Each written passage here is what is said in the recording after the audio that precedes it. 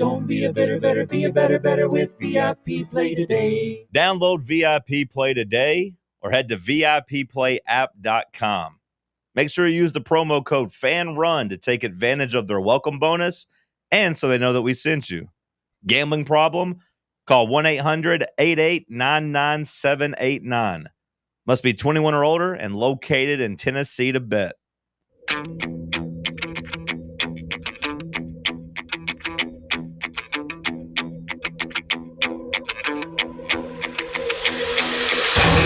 The buzzer has sounded. We are headed to overtime with William Pattison on Fox Sports Knoxville. This is Fan Run Radio. And here we go live from the White Claw Hard Seltzer Studios. It's overtime, presented by VIP Play. With Tyler Barbaras, I'm William Pattison. We appreciate you listening along with us on this Tyler Tuesday from Knoxville, Tennessee. Plenty to cover today as we are just days away from Tennessee and Georgia kicking things off inside Neyland Stadium on Saturday. The hype and anticipation continues to build. And, man, I cannot wait to be inside Neyland on Saturday. We'll continue to talk about the storylines to watch for heading into this matchup. Rat poison might be one of the big talking points this week, as there are a lot of analysts out there that are taking Tennessee's side in this one early. And is that bad news for the Volunteers, as we know that 18, 19, 20-year-old kids hear all the chatter, see all the posts on social media. We'll talk about if there's rat poison involved with this Tennessee-Georgia game. A little bit later on, we'll give our Week 2 college football winners, the best offense, defense, special teams, quarterback, and coach. And we did that last week. We're continuing it throughout the rest of the season, so we'll give our winners. And one of my winners is a Tennessee part of the ball player, coach. You'll have to stay tuned for that. We'll also have our best bets look ahead. And in hour number 2, we'll take a look at that Georgia offense. Kind of sputtered against Austin Peay. Hasn't gotten off to the type of start to the season they had anticipated. Against Marshall, they look pretty good. But last week, a little bit of a different story against the Governors. Obviously, I said yesterday I don't take a ton of stock in that kind of stuff because when you play these big-time matchups week in and week out with these new schedules, it's easy to overlook a FCS team, and I feel that's what Georgia did last week. I don't take a ton of stock in it, but we'll talk about the questions that Georgia does have offensively. And then we'll get to our Week 1 NFL takeaways. We wrapped up last night with the Vikings and Bears, and the Bears collapsed, very similar to what we saw on Sunday night with the Ravens. The Bears were not able to get it done despite leading late in that game. J.J. McCarthy silenced a lot of people that were talking some smack in that first half. We'll give our takeaways from that and the rest of the Week 1 NFL season. We'll wrap up with our final thoughts as always. Before we get into our first things first topic, however, we'll welcome in the rest of the crew, beginning with Tyler. Tyler, how are you on this Tyler Tuesday? Feeling good, William. Thanks for having me here. Vibes are good. It's a beautiful day on Tuesday. Just want to get into Neyland Stadium on Saturday. That's going to be an electric atmosphere. Ooh, excuse me. And I can't wait to see what the Vols can do in that game. It's been a pretty slow week so far, but I'm here and I'm ready to talk about sports with you. Yeah, might want to clear your throat there. Yeah, all I know. that spice you ate. Tyler was eating some spicy ramen before the show. I did, and I said it wasn't that spicy, but I don't know what it is, and now I'm having a hard time talking. So Maybe it might be kicking you now. It might be. It was pretty damn good, though. Let's hope that spicy ramen doesn't make you have to leave the studio at any point. What are you insinuating there? I don't know. I don't think my stomach would be able to handle spicy ramen. I've never been a ramen guy, period, though. I don't even think I've had it. It's quick. It's easy. Yeah. I was hungry. No, I'm not shaming it, Tyler. No, I'm just saying I've never had it. You should try it. It's a food that really helped me get through my freshman year of college. I feel like that's the same sentiment for a lot of people. It's easy, it's quick. During COVID, I would always, just my mom would get, the Marshawn chicken ramen flavor, and me and my brothers, we would, eat that if we couldn't go out to get Chipotle during 8 o'clock or something like that. So yeah, ramen is I would consider ramen a very dear friend of mine. Well, there you go. I was always a frozen pizza guy. I really like the Red Baron. They used to have these microwavable ones, and they were very The good. deep dish ones? Yeah, the personal pizzas. Yeah. They were good. I like those, but obviously now with all the allergies, can't do it. And I don't even know if I should do that. I'm trying to cut some. I've been working out, trying to lose some weight. Frozen pizza, microwave pizza probably didn't go into that category. All right, we'll switch over to our first things first topic: rat poison. As we get ready for Tennessee and Georgia on Saturday, following a record-setting win over ETSU, number 15 Tennessee turns its attention to SEC play as the Volunteers host number 6 Georgia on Saturday in a sold-out Neyland Stadium. Kickoff set for 3:30 p.m. Eastern Time on ABC. You go from SEC Network Plus to ABC. That's a pretty big boost from week to week. And this will also feature the return of Checker Neyland, which showcases Tennessee's iconic checkerboard pattern throughout the venue. And the national spotlight will be on Knoxville outside of the broadcast being on ABC, as ESPN's College Game Day will be there from Ayers Hall for the first time since 2022. And Saturday will also include a special on-field salute at halftime to VFL Big John Henderson. Was watching some of his tape today against former Georgia teams, and John Henderson blowing through the offensive line, able to get in the backfield. You need some of that on Saturday from Tennessee's current iteration of their defensive line. But John Henderson, one of the best defensive players to come through Knoxville, and will be inducted into the College Football Hall of Fame later this fall, is going to get a nice salute on Saturday. So obviously there's a lot of buzz going around. We know there's a lot of anticipation for this matchup, and there are so many different elements to it. But Josh Heupel met with the media yesterday. The team understands how big of a weekend this is. Heupel talked about it being a great opportunity for Tennessee to play on the biggest stage in college football. All eyes going to be on this game. I would project this is the most watched game this weekend as you get a top 15 matchup in week 3 of the year. And there's a lot of buzz. And I have felt this buzz since really Sunday afternoon. Now, Tyler, you said the week's going by slow. I honestly thought today was Wednesday because it's just been going so quick for me. I don't even know what day it is. I just cannot stop waiting until Saturday. So you could have told me today was Wednesday, and I would have told you right on, because it is. That might be saying it's going slow then in my case, but I'm so happy. I'm so excited for it. I can't even tell you what day it is. That's the type of buzz I feel here right now.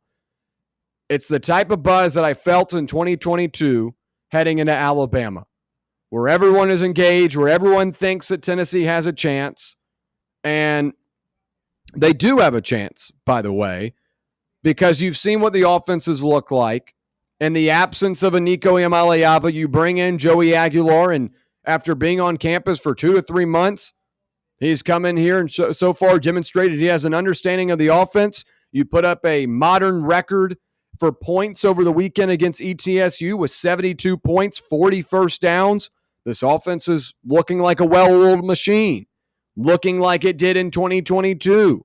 The defense has a couple of little nitpick things here and there, but overall, this is a strong group that Tennessee's put out to start the season. I know the level of competition hasn't been great, but you're able to knock off a Power 4 ACC opponent. You're able to make quick work of an FCS opponent. Georgia played Marshall, who's in the Sun Belt, and played an FCS team in Austin Peay. So Tennessee's been a little bit more battle-tested in that case. And also, yesterday we talked about all the different reasons why this is the best opportunity for Tennessee to get it done. You're playing at home.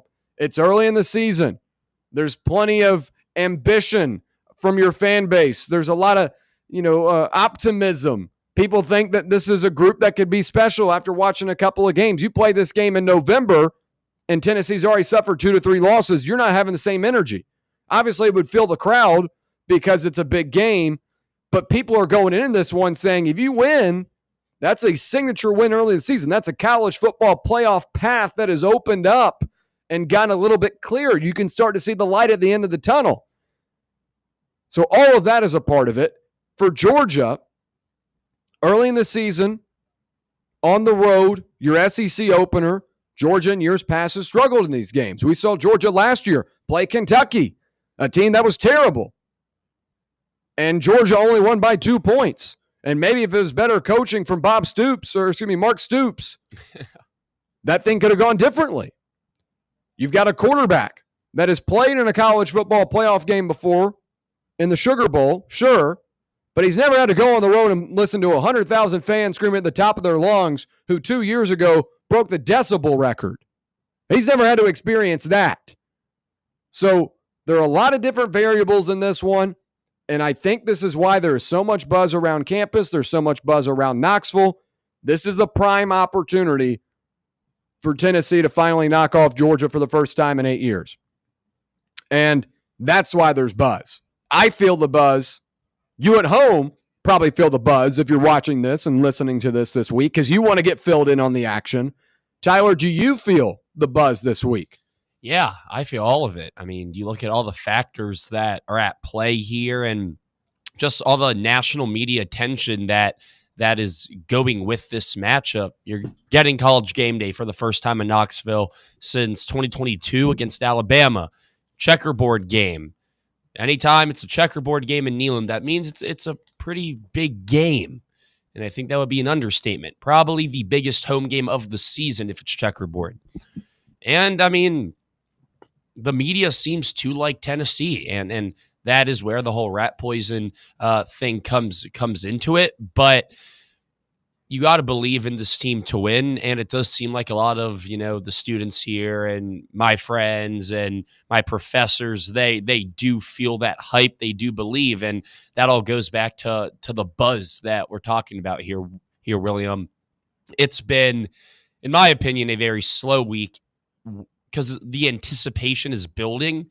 It's been building for the past 2 weeks, really, but it would have been a different type of anticipation if this Tennessee team, didn't look as solid as they did against Syracuse. If they didn't score 72 points on Saturday, some of us could be thinking like, all right, we're going to go in and it'll be a repeat of what happened in 2023. But a lot of people in the fan base, they have faith in this team, and I think that's why you see the buzz circulating around this game. Because in 2022, when Tennessee knocked off Alabama, we were undefeated. We were 5-0 going into that game. I believe the 6th-ranked team in the nation, Alabama, was 3. And everyone knew that we had a really damn good chance to win. Whereas over the past, 4 years in the Josh Heupel era, when he's played Georgia, we haven't, had the upper hand. Kirby Smart and the Georgia Bulldogs team, they've always had our number. They've had Josh Heupel's number. But this season, it's the first time in the Heupel era that not that we're favored on the betting lines, but on ESPN, we have a 51.5% chance of winning according to their predictor. So that's the first time that we've had a higher chance of winning than losing against Georgia in the Heupel era. And it all feeds into that atmosphere and that excitement leading up to game day, because we haven't really had this with Georgia yet. You could argue 2022, but we were playing at their place. You could argue last year, but we were playing at their place. It seems like on our good years, we play Alabama at home, and on our down years, we play Georgia on the road. But I feel like this is one of the years where it could be different. This could be a really strong Tennessee team, and everyone believes that.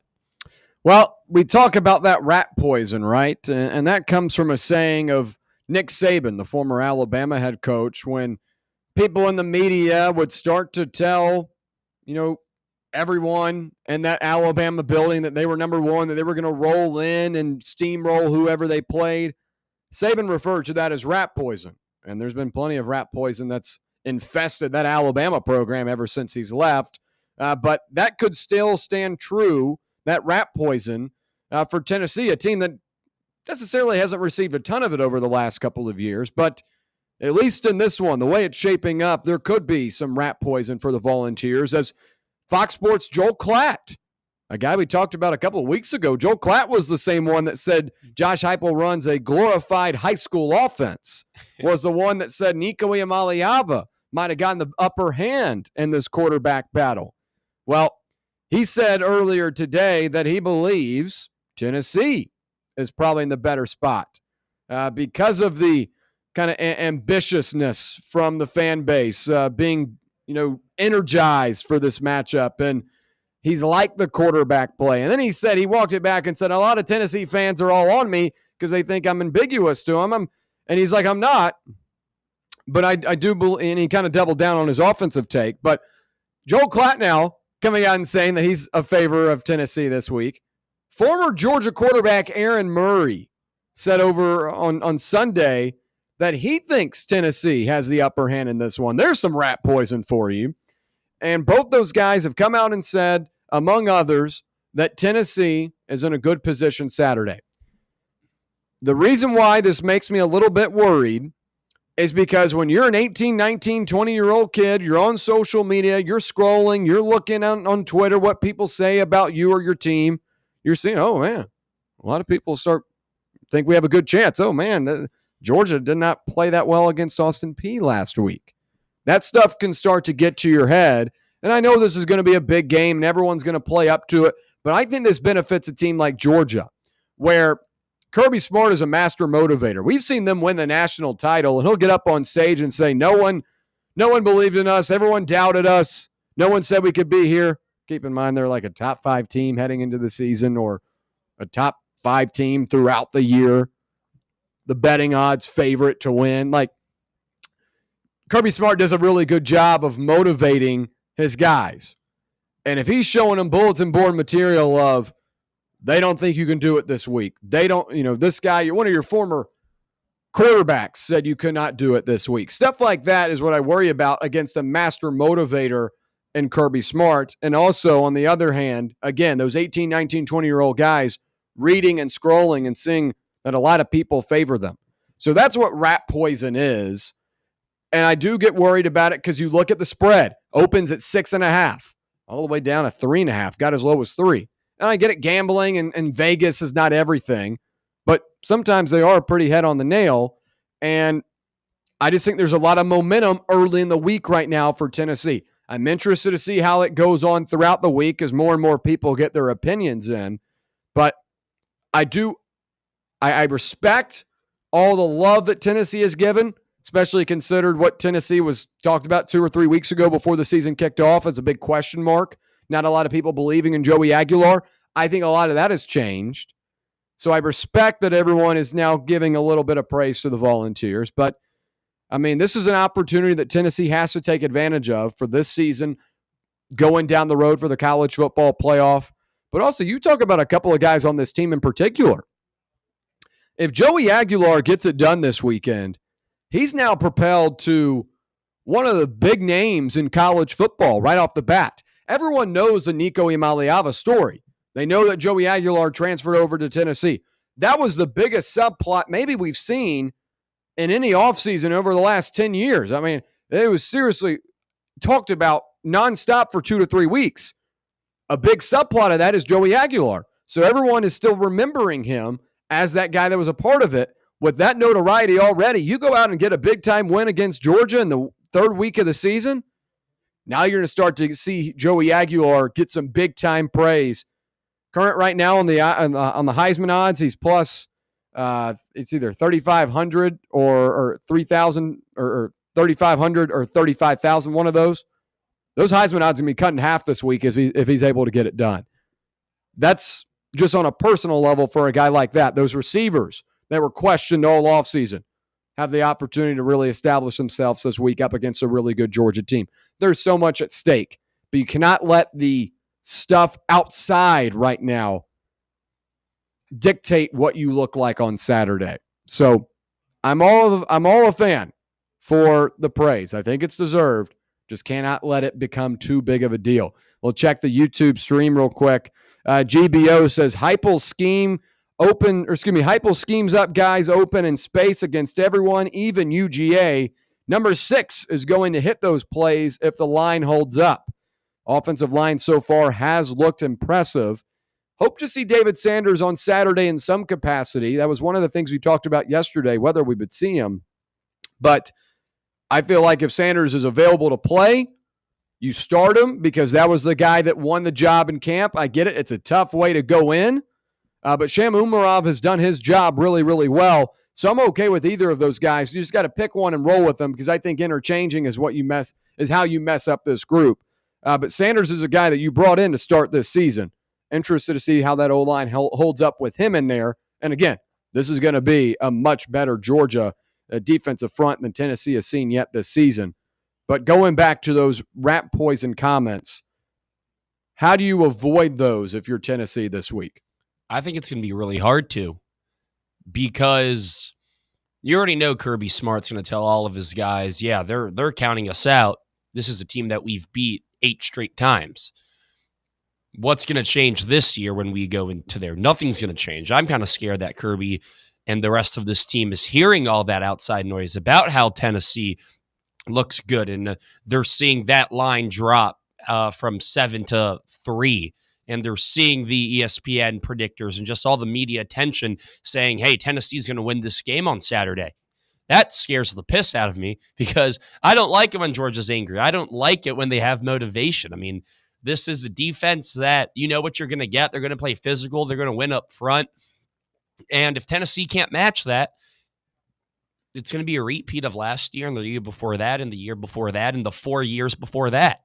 So that's my biggest worry. But I think to cut out the outside noise, if you are Tennessee, you just have to be confident in your game plan. I mean, that is the most important thing. Everything starts from your preparation, your practice, and your mentality. And so far, Heupel's done a great job getting the guys ready to go. I mean, we were talking this time last week about you can't take ETSU lightly. They have a former Big Ten starting quarterback. This is a team that, could put up 10 points in the first quarter. Then all of a sudden you look up at the scoreboard and you're in a tie game going into the second, or you're down by 3 going into the second. But on Saturday, we didn't see that. We saw this Tennessee team be locked in from start to finish. In order to beat Georgia, you're going to have to be locked in from start to finish. And I'm not even talking about from the first quarter to the last quarter, from the first snap to the last snap. I'm talking about from Monday to right before kickoff. I'm talking from as soon as you woke up yesterday morning to as soon as the clock hits 0. That's how long you're going to have to be locked in. And that really tests your mental strength and your mental capacity, because when you have a game like this, a game that, Tennessee probably needs to win more than Georgia, you understand the consequences and what would happen if you were to lose. Then you can only lose one more game for the rest of the season. But we've been talking about this game being a mulligan game if you win, but maybe Tennessee doesn't see it like that. See it as in we're a great team. We're a college football playoff team. No one had us as a college football playoff team coming into the season. If we win this game, it's not a mulligan. If we win this game, we can still go undefeated. If we win this game, we can still be the best team in college football. That's how Tennessee should look at it. Now, from a fan's perspective, from my perspective, from your perspective, William, yes, we look at it a little bit more ethically. Oh, I completely messed up there. Ethically, because you understand that this Tennessee team, it's going to be really hard to go 12-0. I mean, given your roster and the expectations and the 4 really, really tough teams that you play, it's not very likely that you're going to go undefeated. But right now, if you're Tennessee, if you're Heupel, why can't you? And it all starts on Saturday with Georgia. That's got to be the mentality, saying, hey, this is just another game this is just another game that's blocking where we want to go. We got to get rid of that roadblock, move on to the next, and then just keep on stacking wins. But that's how I would do it if I was the head coach, if I was playing on the team. Understand the consequences if you were to lose this game. I think Tennessee understands that. Georgia does as well. GBO chimes in once again on the YouTube stream. Quote, forget the media noise. This game is a recruiting war along with a conference game. It means so much more on several levels. And yes, I disagree. And yes, I agree, I should say.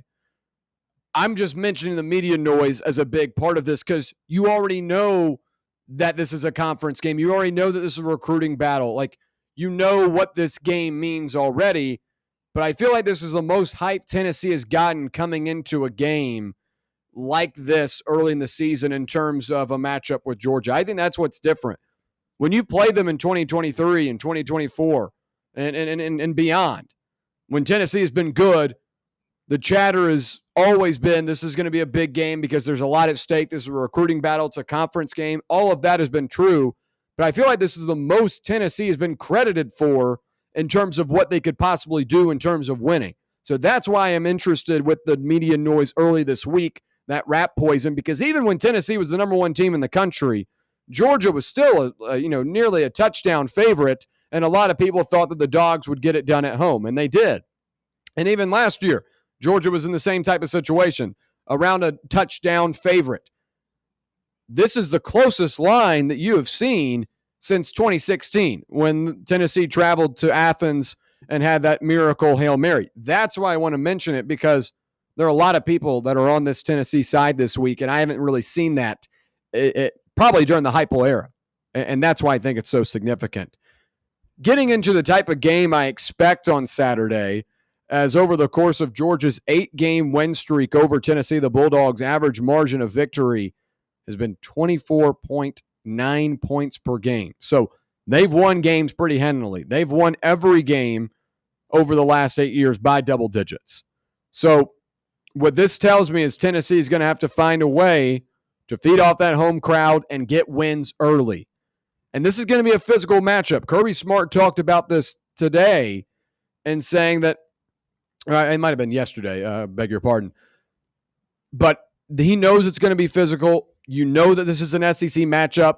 Both teams are going to have to win in the trenches, and it's been that way over the last couple of years, but there have been mistakes that Tennessee has made that have put them behind the chains or have put them in tough positions that have amounted to bigger issues. Remember last year, Tennessee was in good position going into halftime. They would have been in better position if they had avoided a 15-yard penalty and a big play for Georgia right before the end of the first quarter. Tennessee had Georgia on the ropes at times in Athens last year early on, but they were not able to capitalize because of boneheaded penalties and mistakes that amounted up. Tennessee's not going to be able to allow that, but I don't necessarily expect that at home. I expect more of that from a new quarterback facing his first SEC road team. I expect that from a group that is yet to really impress offensively in terms of consistency in the air. And I think this is going to be yet another physical game, and it's going to be in the 20s. That's what I anticipate. Both defenses are going to make a play.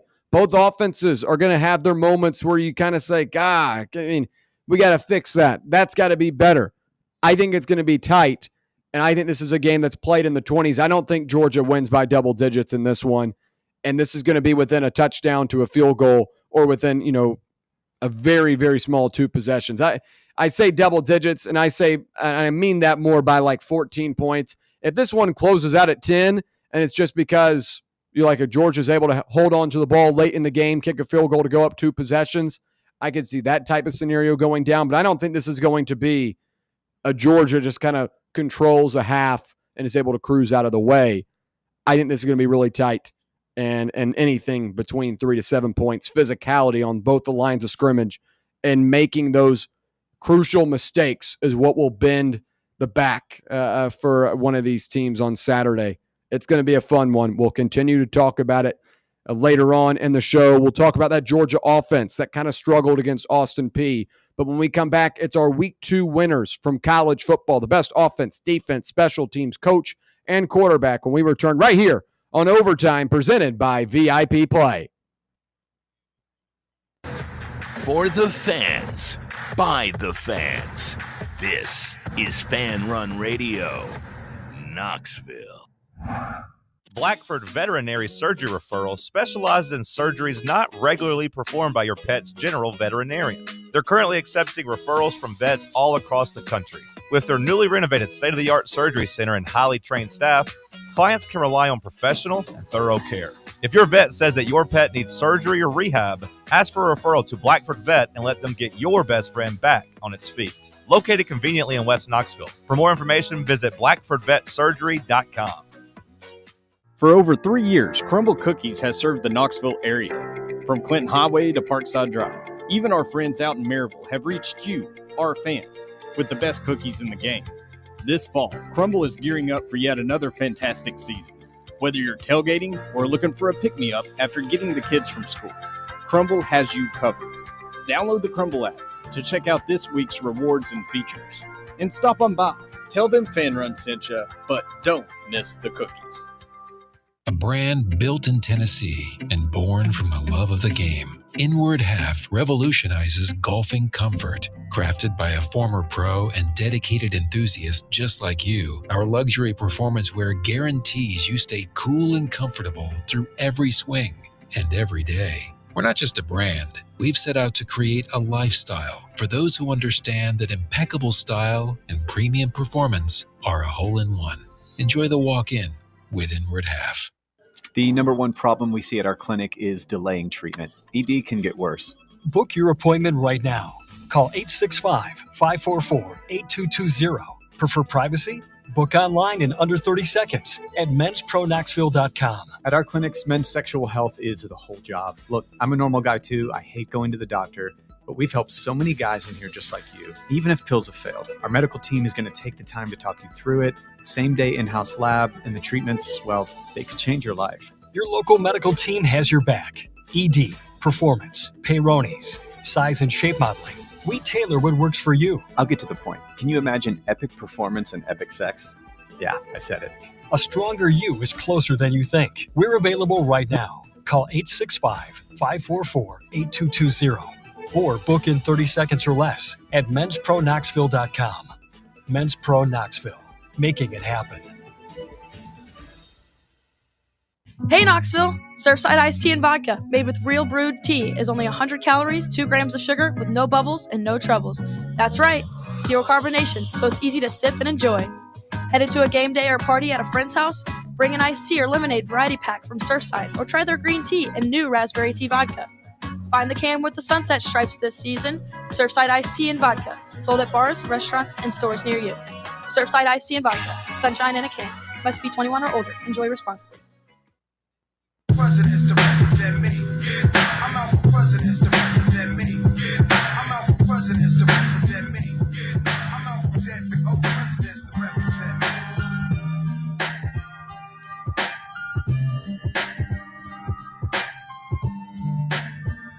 All right, back here on Overtime, presented by VIP Play.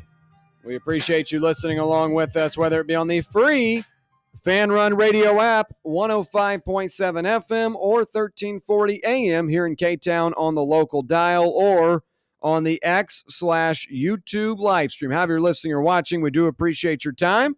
All right, now time for our top performers from week 2 of college football. And we'll begin with the offensive side of the ball. And my award this week goes to the Tennessee Volunteers. 72 points, a modern-day record for the Volunteers. Joey Aguilar got in rhythm early, was able to benefit from some great punt returns from Boo Carter, who looked really, really strong. And that facet of the game, a thing I really wanted to see against Syracuse. Thankfully, they decided to belt up and put him back on the punt returns against ETSU. I think he'll be a big-time factor against the Bulldogs this upcoming weekend.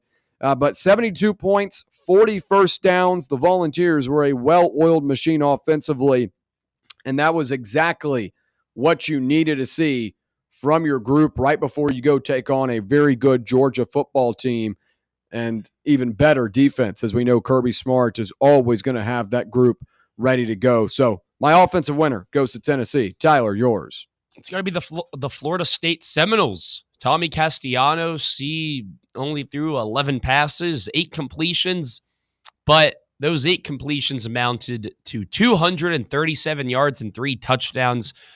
Deuce Robinson, transfer from University of Southern California, I believe, looked great. They put up 729 yards. They were 10 for 14 on third down, 3 for 3 on fourth down.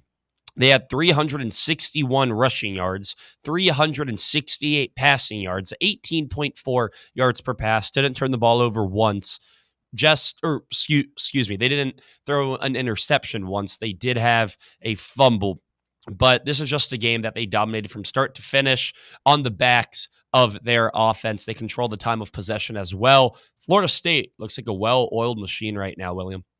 All right, now for our defense. The best defense of week 2 for me goes to the Illinois Fighting Illini. Illinois is a team that a lot of people are sleeping on. Everyone looks at the top 25 and says, Illinois, top 25, why? Because they've got a really good defense. Gabe Jacas, a guy that should have gone to the NFL, decides to come back. Xavier Scott, a 2-time All-Big Ten safety.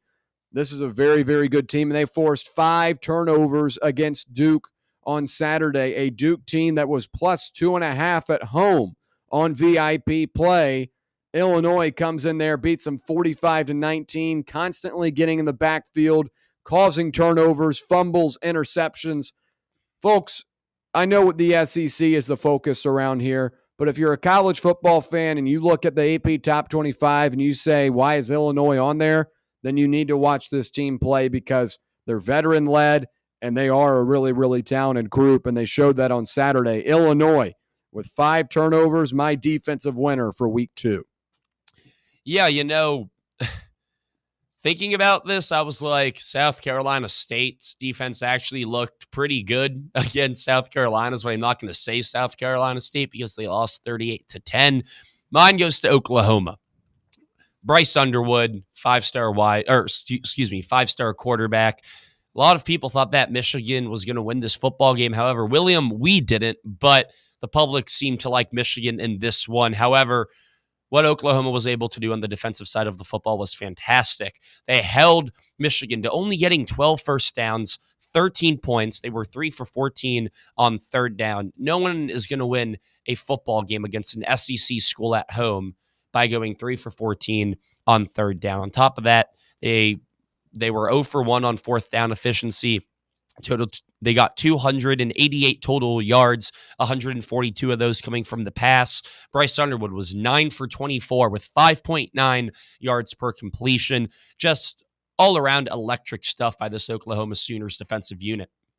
All right, we'll switch over now to special teams, and there was not a group that was more special in week 2 than South Florida, with USF's kicker Nico Gramatica knocking in a game-winning field goal against the Gators. We didn't really get a chance to talk about it too much yesterday, but what an embarrassing loss for Florida. But Alex Golesh, first 2 games of the season up against ranked teams, and he gets wins in both of them. I think Golesh is going to be a Power 4 coach here soon. I'd predict somewhere in the ACC. Obviously, people in Knoxville would love to see him back on the sidelines for the Volunteers, but hey, the offense has looked pretty good to start this season, so maybe you found your rhythm again. But Alex Golesh and company deserve a ton of credit for doing what they've done in South Florida, a tough place to recruit, a tough place to contend with the Miamis and Florida States and Floridas of the world in your backyard.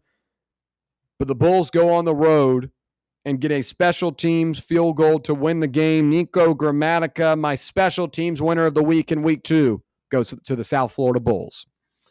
Yeah, I like that a lot, William. I was thinking of saying Tennessee just because Boo Carter was so dynamic in the punt return game. But when I think of special teams, my biggest thing isn't blocking kicks, blocking punts, making field goals. It's the field position game. And Ohio State did a fantastic job of doing that against Grambling on Saturday. This is a game that Ohio State was going to win by 50-plus points anyways, but when I watched the first half of this game, it was just on a side TV, they were pinning Grambling back in the 10-yard line and pass every single time Grambling started their drive. I mean, that's what elite football teams do, and that's arguably a huge difference maker for this Ohio State team. And you saw them do that a couple times against Texas in week 1. This is a fantastic special teams unit. And it's arguably a massive part as to why they are the number one team in the nation. You got to have a good special teams unit to do so. And on Saturday against Grambling, Ohio State once again proved that they have the best special teams unit in college football. Yeah, taking a look at this YouTube chat, GBO has a good idea as my coach of the week goes to Dan Lanning, Oregon. Absolutely pounded Oklahoma State and Mike Gundy's squad 69-3 on Saturday. Oregon put up 69 points, over 600 yards of offense, forced multiple turnovers, had 2 defensive touchdowns. I mean, gave Oklahoma State the toughest day at work. I don't know how Oklahoma State can recover for something like that. A power forward team goes on the road and gets beat 69-3. You have the backups for Oregon having back-to-back pick sixes in that game against Oklahoma State's backup quarterback. Like the third and fourth string Oregon players were making big-time plays against this team. I could have said Oregon really for anything. I could have said them for defense. I could have said them for offense. But to coach, I go Dan Lanning. Dan Lanning's one of my favorites. And, boy, did they put a can of whoop-ass on those Cowboys this weekend. My coach of the week in week 2, Dan Lanning.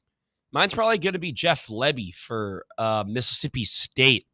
This is a game that, not a lot of people expected Mississippi State to win. However, when you looked at the betting lines, there was more of a chance than other people thought. But Lebby did a fantastic job of having his boys ready for this matchup. You saw all the clips of Arizona State practicing with the cowbells in the background, and they did what they could to be ready for that environment. But Jeff Lebby was way more prepared. I mean, this was a game that you were able to outgain Arizona State by 12 yards. They were 3 for 14 on third down. Like I just previously said with the Michigan-Oklahoma game, you're not going to beat an SEC team going 3 for 14 on third down. And you could, attest that to the defense or the offense for going 6 for 14 on third down. But Arizona State, they had 23 first downs, but when you hold them to only move in the chains 3 times on third down, that means that as the head coach, you're doing something right. Great win for Mississippi State. They're now 2-0. We'll see if they can, stack a couple more. And then before you know it, Mississippi State could, be eclipsing that, 4.5 win total mark that they had in the regular season. Yeah. All right. Our final award for week 2, quarterback. And I go Sawyer Robertson of Baylor. Was that yours as well? Yeah. Sawyer Robertson was my guy in the offseason. I had him as a top 10 quarterback heading into the new year. They go on the road and play SMU, a team that was ranked. And I told you SMU was not good enough to be a ranked team as the Baylor Bears go on the road, get it done. And Sawyer Robertson was incredible in this one. 34 of 50 for 440 yards and 4 touchdowns against number 17 SMU on the road. Robertson was one of those guys that was floated around for Tennessee to possibly take a look at in the offseason. I think he would have been a huge hit if he ended up coming over. Joey Aguilar has been great, and we are so grateful to have him in his start. But Sawyer Robertson's a ball player. Had a little bit of a rough week against Auburn, was susceptible to a lot of drops, but he really got into his groove this past weekend. 34 of 50, 440 yards. He's got over 800 yards passing 2 weeks into the season. This guy is a gunslinger. Really, really good. My quarterback award goes to Sawyer Robertson of Baylor. Yeah, William, I feel like that would be pretty hard to beat, but when you go 17 for 17 and you win a game 73-0, I feel like it's kind of hard not to give the best quarterback award to Ty Simpson. He broke an Alabama record for most passes thrown in a single game without an incompletion in their school's history. 17 for 17, 226 yards, 3 touchdowns. It's against UL Monroe. I get it. You're at home. You're expected to win this game. And keep in mind, I had Sawyer Robertson too, so I had an audible real quick on the fly, but I was impressed with Ty Simpson. When he played Florida State, his composure and his accuracy wasn't there, but I was impressed in his ability to evade tackles in the backfield and just move around in the pocket, get outside and use his legs. And he did that on Saturday. It does seem like he slowly is growing and developing into a better quarterback. But going 17 for 17 is a fantastic mark. And congratulations, I guess, for setting a school record. All right, those are our Week 2 awards in college football. When we come back, we'll have our best bets look ahead for this weekend's action. And folks, stick around because in hour number 2, we'll talk about the Tennessee defense up against that Georgia offense. The Bulldogs kind of sputtered against the Austin Peay Governors. Will that continue against the Volunteers on Saturday? We'll break that down and much more. Stay right here. It's Overtime, presented by VIP Play on Fan Run Radio.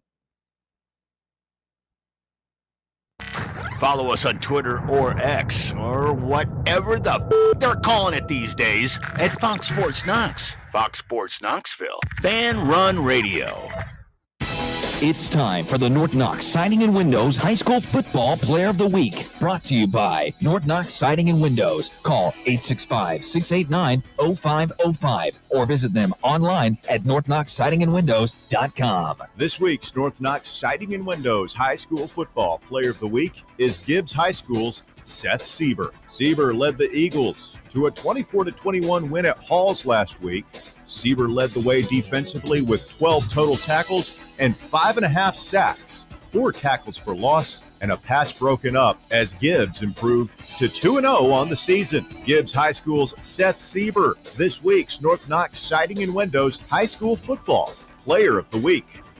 North Knox Siding and Windows, locally owned and operated. They can handle all your siding, window, gutter, and roofing needs. Call 865-689-0505 for a free estimate or go online to northknoxsidingandwindows.com. Located in Knoxville's historic Old City, Barley's offers great food, live music, the best draft beer selection in town, and now your new favorite place to watch sports. Their indoor projector is perfect for any weather, and they've revamped their upstairs area with more TVs to take in all of the action. Their menu features hand-battered chicken tenders, juicy burgers, fresh salads, and the tastiest pizza in Knoxville. You can enjoy their happy hour drink specials daily from open until 6 p.m. Barley's Tap Room and Pizzeria. Got a problem tree looming over your home? Call ECR Total Landscapes. Whether it's trimming, removal, or storm cleanup, our certified pros get the job done safely and efficiently. We're licensed, insured, and ready 24/7 for emergency calls. Big or small, we cut them all. ECR Total Landscapes. Call now for a free estimate, 865-384-2012, and mention promo code FANRUN for free stump grinding on any tree removal now through the end of the year. Also, visit us at ecrtotallandscapes.com. eBay Motors is here for the ride. Go ahead, feel your engine. Admire that perfectly installed exhaust. Your vehicle's moving along this freeway like it was made from fresh installs and a whole lot of love. With eBay Motors, you get over 122 million parts to keep it running. And with eBay Guaranteed Fit, they'll be the perfect fit every time. Plus, at these prices, well, we're burning rubber, not cash. Keep your ride or die alive at ebaymotors.com. Eligible items only. Exclusions apply. Hi, this is Bo Kregner from the Kregner Group at Realty Executives. And I know there's a lot of choices here in East Tennessee when it comes to choosing a realtor. Here's why the Kregner Group is different. At the Kregner Group, our motto is walking by faith, serving others. It's how I live my life. It's how I run my business. Here at the Kregner Group, we're committed to doing real estate the right way. Faith, honesty, integrity. The Kregner Group. Call me anytime at 865-742-1035 or visit my website at bonoshouses.com. You're listening to FM 105.7 and AM 1340, WKGN Knoxville, and W289CU Knoxville, Fan Run Radio. Yee-haw! I've been hooting and hollering ever since I started betting with the VIP Play app. VIP Play has more than 200 leagues, every bet type you can imagine, live betting and live hosts, all with 24/7 support from real live people when you need them. Start betting better with the VIP Play app today. Don't be a better, be a better with VIP Play today. Download VIP Play today or head to VIPPlayApp.com. Make sure you use the promo code FANRUN to take advantage of their welcome bonus and so they know that we sent you. Gambling problem? Call 1-800-8899-789. Must be 21 or older and located in Tennessee to bet.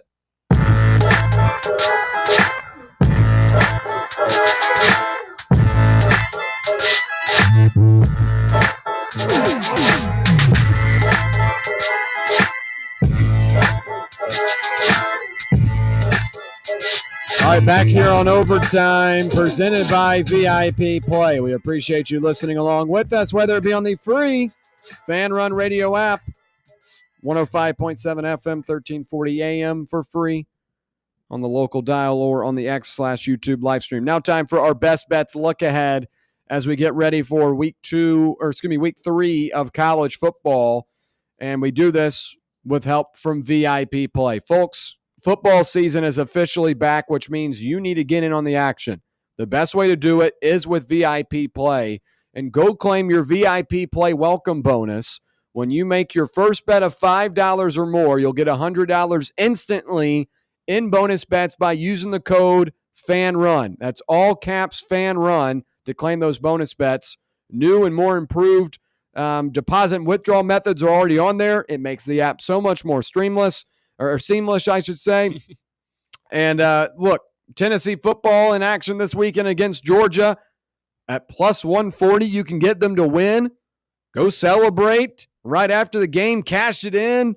Sounds like a good deal to me. Use the VIP Play app if you're going to do so. Code FANRUN, all caps, to claim those bonus bets. Gambling problem, call 1-800-889-9789. Must be 21 years or older and located in Tennessee to bet. Let's look at this week's slate, as we do have some good ones. Tennessee, Georgia, obviously what everyone is interested in around here, so I'll give my thoughts on it. I'm big on line movement, and in particular, when the line moves pretty dramatically. We saw this last week with Michigan and Oklahoma. It opened at 2.5. Oklahoma climbed all the way up to around 6, dropped back to 5 right before kick. Was at 4.5 on some sites on Friday. It was kind of all over the place, but early in the week, you saw dramatic movement in this game. And whatever number you had for Oklahoma, it ended up covering. Tennessee opened at 6 on Sunday and has dropped all the way down to 3.5, was as low as 3 at one point yesterday. Sharps are coming in on this big time. The money is what is moving the line. The money is coming in on Tennessee. Georgia gets about 56% of tickets right now. So that's what that's telling you is the more public better. The one that's not willing to put as much money is taking Georgia, and they'll rack in those tickets. Tennessee bringing the more sharp money, the bigger bets, and that's what's moving this line. The fact that it's moved in Tennessee's direction with Georgia getting more tickets tells me that this is a sharp play right now at the plus 3.5. I've already taken it. Will be most likely one of my best bets this week. We'll have to talk about that on Friday, but right now I really like that side. Clemson and Georgia Tech is a very interesting one. Before the season began, the Tigers were 9-point favorites on the road. Now this line is down to 3.5. Haynes King is available to go. He practiced today for the Yellow Jackets, and this is going to be a big one for GT going up against a Clemson team that kind of got walked through the mud last week against Troy, but was able to come out on top. You guys know how I feel about Clemson. I think this is similar to that Duke line last week where Duke was plus 3, went down to 2.5 against Illinois. I think Illinois was a lot better of a team. I think Georgia Tech is a better team than like that comparison to Duke. But I think Clemson, this opportunity this week for them to get really going, and I would probably lean Clemson at the moment. Georgia Tech's going to be the trendy public favorite right now, or, trendy public pick. But I lean the Tigers right now to get back and get a signature win, get back on the tracks. This is too talented of a team to not have much success. Then you've got a couple of bigger spreads this week, like an Alabama at home against Wisconsin. I'm not going to bet on that one. I think it's just too many points, and I don't really want to mess with something like that. Oregon minus 27.5. I am intrigued by.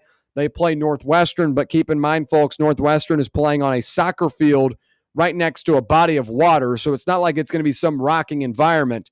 Basically like a neutral site field, and we just saw Oregon dispose of Oklahoma State last weekend. I think Northwestern's a smidge better than the Cowboys, but this one could get ugly on Saturday as well.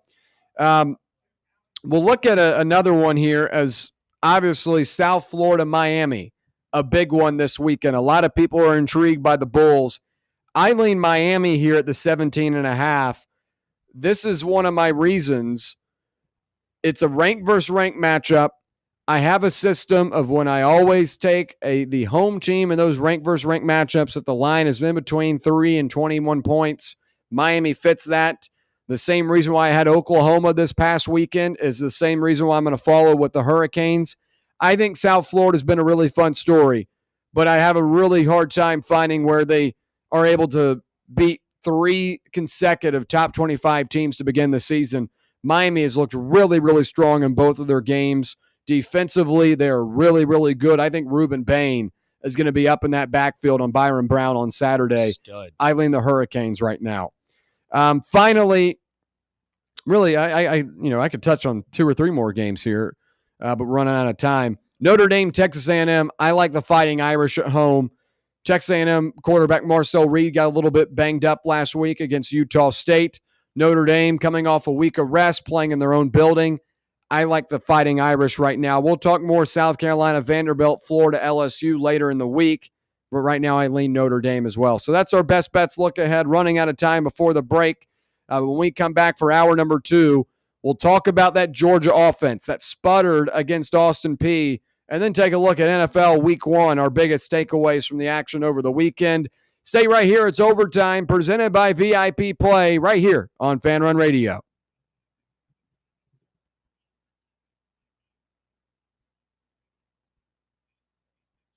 Hey, Pack Rat. Yeah, you. Are you moving cross country and you just don't know who to call? Call us right now. Listen, you've probably seen one of our containers in your neighborhood, but did you know that we can help you move anywhere in the United States? It's real simple. We'll drop a container off at the location you tell us to bring it to. You pack up your valuable possessions at your leisure. They stay safe right in your home. And when you're ready, call us. We'll come and pick up the container and give you a scheduled date of when your furniture and the other possessions will be at your new home. So if you're moving across country or across town, be a Pack Rat. Join the Pack Rat family. Call Pack Rat right now for your free quote. See y'all later, Pack Rats. Call 800-965-1298.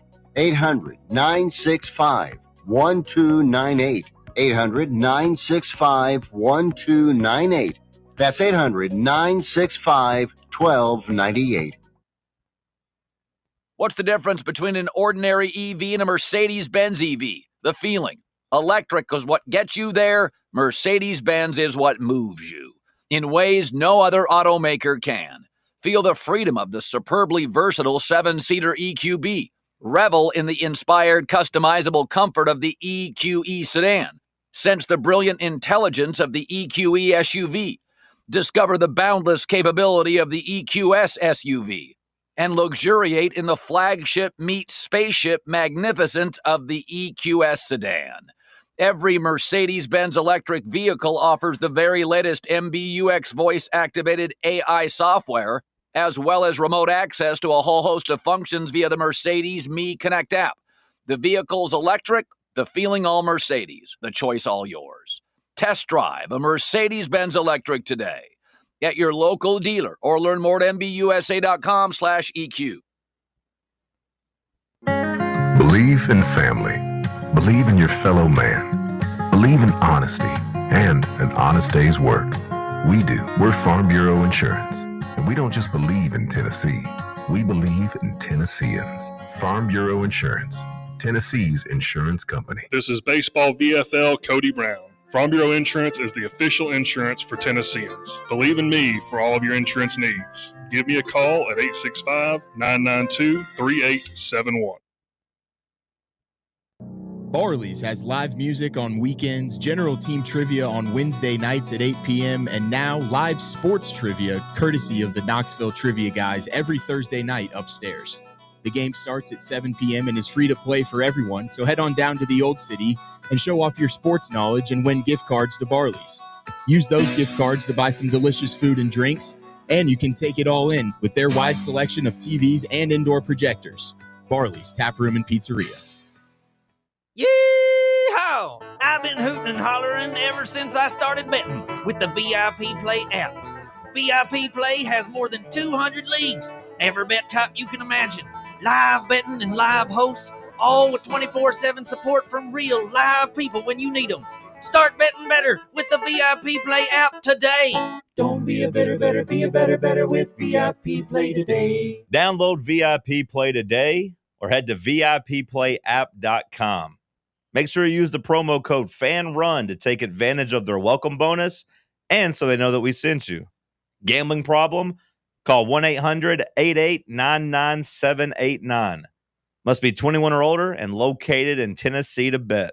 You're listening to FM 105.7 and AM 1340, WKGN Knoxville, and W289CU Knoxville, Fan Run Radio.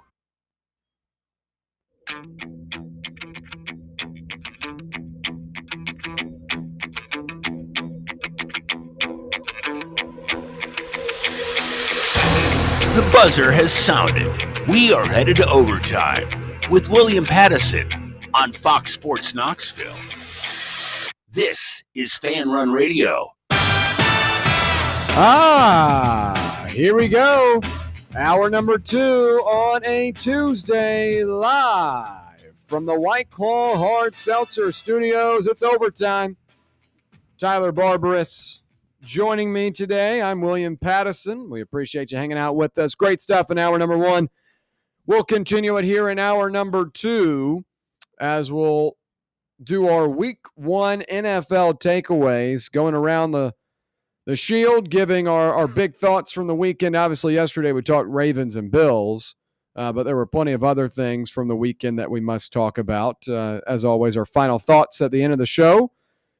And we'll kick things off here in just a bit with Tennessee's defense versus that Georgia offense.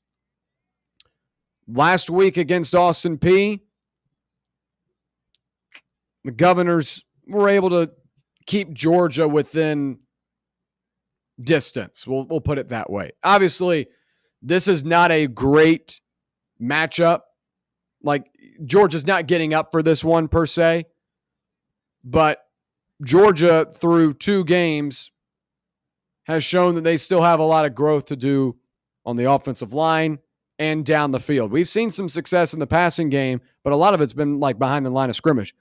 Zachariah Branch, the USC transfer, ripped one off against Marshall, and it was impressive, but it was behind the line of scrimmage. It was a screen pass and went for 50 yards. Now, Tennessee's got to be prepared for stuff like that, but this offense has sputtered out of the gates. Will Tennessee have the upper hand in that? We'll head to the phones first, however. That's why I was kind of stalling there for a second.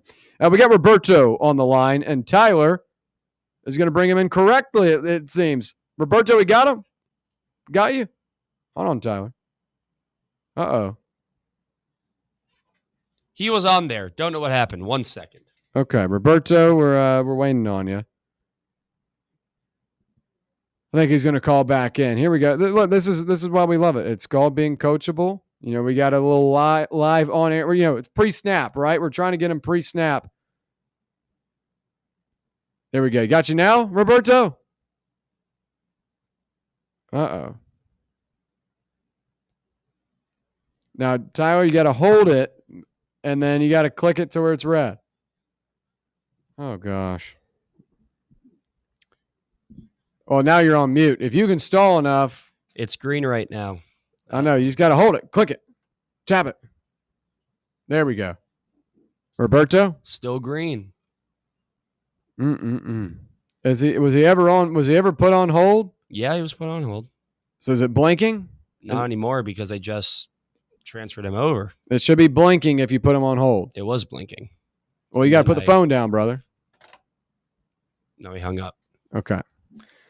All right. I don't know what I did wrong, William. I apologize. Look, you got to pick it up, tap it. Right. Put him on hold till it clicks. Roberto, try one more time.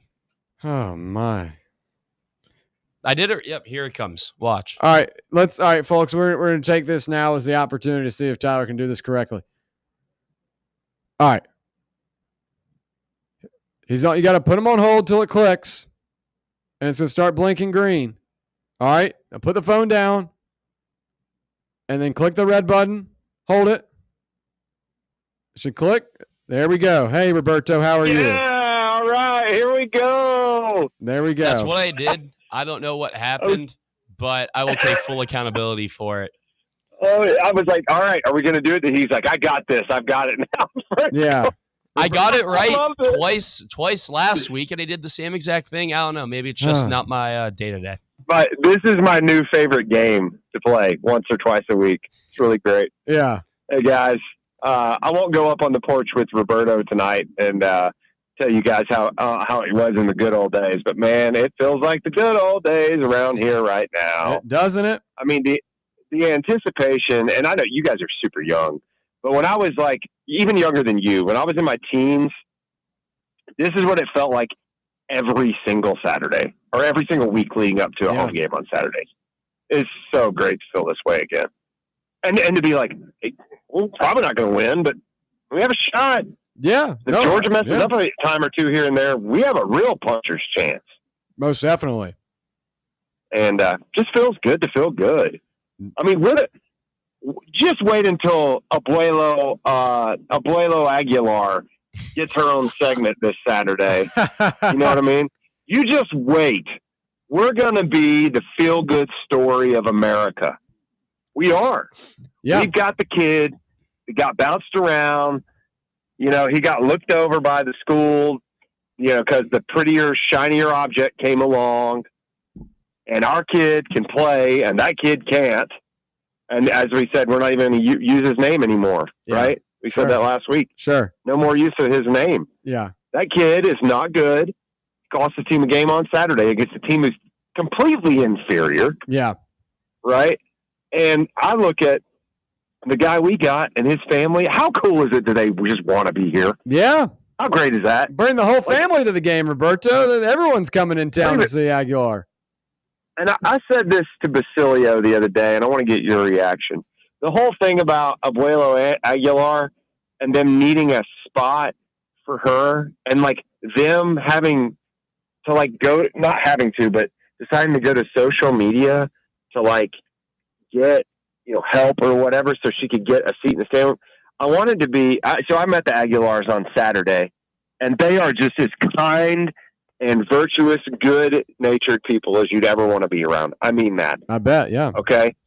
And I'll save the language, but his dad is very glad he's not at UCLA. But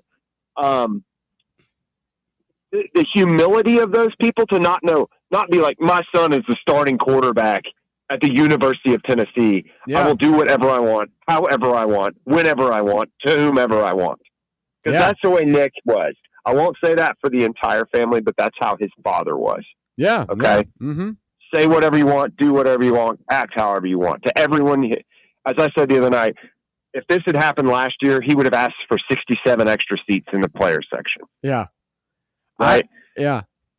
It's just so refreshing. It's like what it felt like. You guys, again, are too young, but it's like what it felt like when Bruce Pearl arrived here. It's like, this guy just wants to be here. His entire family wants to be here. It's the greatest job. If you ask Bruce Pearl in a moment of clarity right now, what's the greatest job you have had or will ever have, he'll easily say it's Tennessee. I've heard him say that to people with my own 2 ears. Yeah, and he had a ton of fun. It seems the same way about this Aguilar kid. And you know what? I know we've not played high-level competition, and Russ keeps saying, oh, this is the same as it was last year in the first 2 games. It's not, because we're getting past our first read in a progression. It's not Josh Heupel scheming the first guy open and you throwing it and it looking great because Josh Heupel's amazing. It's Josh Heupel schemed the first and second and fourth guy open, and you might get to the fourth progression because it's the better throw. That's what we're seeing now, and it fires me the heck up. And I'm ready to go crack some heads, so I need to calm down. I need to bring it back a little bit. I need to realize I've still got 3 sleeps at least. No, 4, I guess, till kickoff. Yeah. So with that said, guys, if you're around campus on Saturday, would you reach out to me and I'll have you guys come by and have a beverage or 12? Yeah. Or 12. Of course. Yeah, boys. We'll do. We appreciate you calling in, Roberto. You talking about meeting the Aguilars, right? And I had a run-in with Nico's family before he even got to Tennessee. I don't even know if I've put this publicly out here. Uh-oh. But I mean, it wasn't like a negative thing. But it just sounded like it when you first. Well, I mean, it kind of just echoes what Roberto was talking about. So I'll share it. When I was a freshman, at Tennessee. It was in February, and my friend and I were going to the store on the Strip, and we were walking out, and we're walking to the car in one of the parking lots over by the hospital. What now is that one of those big new apartments. They tore it all up. The Hub. Yeah. And we're getting in the car, and all of a sudden we see Nico Iamaleava, and there's 2 or 3. He was on an official visit. He was wearing those pajamas. And, it wasn't when he was enrolled at the no, university. No, Gotcha. This was my freshman year before he'd even got on campus. Okay. And we're driving by, and Big Nick rolls down the window and says, "Hey, you guys want to get a picture with Nico?" And we're like, who? We knew who it was. Okay. Yeah, we all knew who it was. And I was like, sure, yeah. We were just going to let him be. And he goes, "Man, if you want to be quiet, go to church. Go get a picture with Big Nico." So we get out of the car and go do it and get a picture with him. And that was a very cool moment. And, obviously, we wanted to probably ask him for a picture and all that. So I do appreciate it. But what Roberto's talking about is, Aguilar's family isn't all up in your face with my son plays quarterback here. They're humble. Big Nick was, my son plays quarterback here. You know who I am because you've seen my face 1,000 times. I wouldn't know what the Aguilars look like if I had to go out there and look. She was the grandmother was trending for a good reason this weekend. She, bawling, crying, watching her son play. That stuff's sentimental and cool.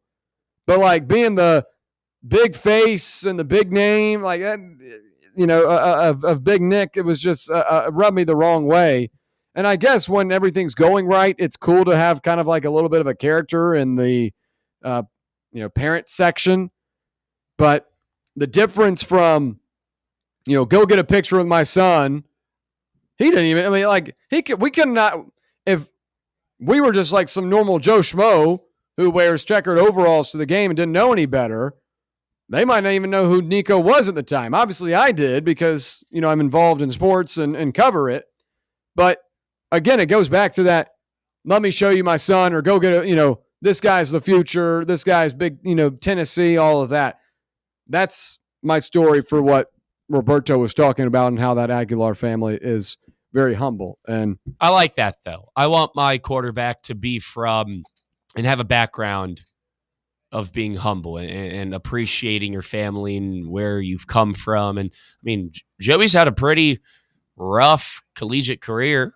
I wouldn't say rough. I think he's had a journey. Yes, I think that he's earned a lot of grit through it. Yep, I agree. It wasn't how he probably expected it to go or planned that it wanted to go, but now look at what the opportunity has. I think that's a wholesome story, and that's a guy that I can get behind rooting for, rather than like a 5-star quarterback that has sky-high expectations. I'd rather take the underdog. Yeah. All right, we'll switch back over to this Tennessee-Georgia matchup. We do appreciate the call, Roberto. I'll let you know if I'm in the area on Saturday. But let's talk about this offense for the Bulldogs. Kind of sputtering out of the gates as Georgia's lackluster offense in a win over Austin Peay failed to generate momentum for quarterback Gunnar Stockton as he now prepares for his first true road game in the SEC as the Bulldogs will travel to Neyland Stadium on Saturday. Stockton appeared tentative on some throws as Georgia led by only 11 points at halftime in its 28-6 win over FCS opponent Austin Peay. The Bulldogs fell 2 spots in the AP Top 25 following their sluggish performance. And Kirby Smart was very well aware of how the team performed, saying, quote, "We've got to find ways to be explosive. You've got to be able to throw the ball down the field and take shots, and that's probably the toughest thing I'm most disappointed in." And Georgia went out this offseason and made it a priority to go get guys that could make plays, because last year that receiving core was one of the worst in the SEC in terms of reliability and explosiveness. There were some big plays here and there from an Arian Smith or a Colby Young. But there were drop passes left and right, and they led the nation in drop passes last season. So they go out and get a Zachariah Branch, a playmaker, a Noah Young, a Noah Thomas, that's a playmaker, a big body, a guy that had success at Texas A&M. And you pair that with a Dylan Bell and a Colby Young and an Oscar Delp. And now you've got a really, really good weaponry. I think Georgia has one of the best weaponries in the SEC. But we haven't been able to see that because Gunnar Stockton, more of a run-first guy, has not been able to get those explosive plays down the field. William, what's the problem? Well, I think they're trying to establish the run game early in the season, as last year that was a big worry for them. They did not have that run game early on in the season. And Nate Frazier being back, I think, is really big. He shined last year in his freshman season. McCrary from Syracuse has been strong, or excuse me, either Illinois or Syracuse. I get those two teams mixed up.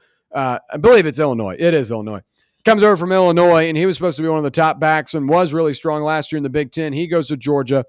But I think they've tried to establish the run so that they don't put as much pressure on Gunnar Stockton in a game like this. But the run game's been okay. The offensive line has been inconsistent, and now they come into this Tennessee matchup with a wide receiving core that hasn't done a whole lot. Zachariah Branch, you get him in space, it's going to be difficult. I do worry about that on Saturday for the Volunteers, especially down Jermar McCoy and Ricky Gibson. But you don't really right now have to worry too much about down the field. I think you'll see that from Mike Bobo's group as you'll start to see some wrinkles and plays that you haven't seen against Marshall and Austin Peay. That is one of the benefits of having to play an FCS and Sun Belt team to begin the year, unlike Tennessee, who had to play a Power 4 opponent in Atlanta, neutral site game.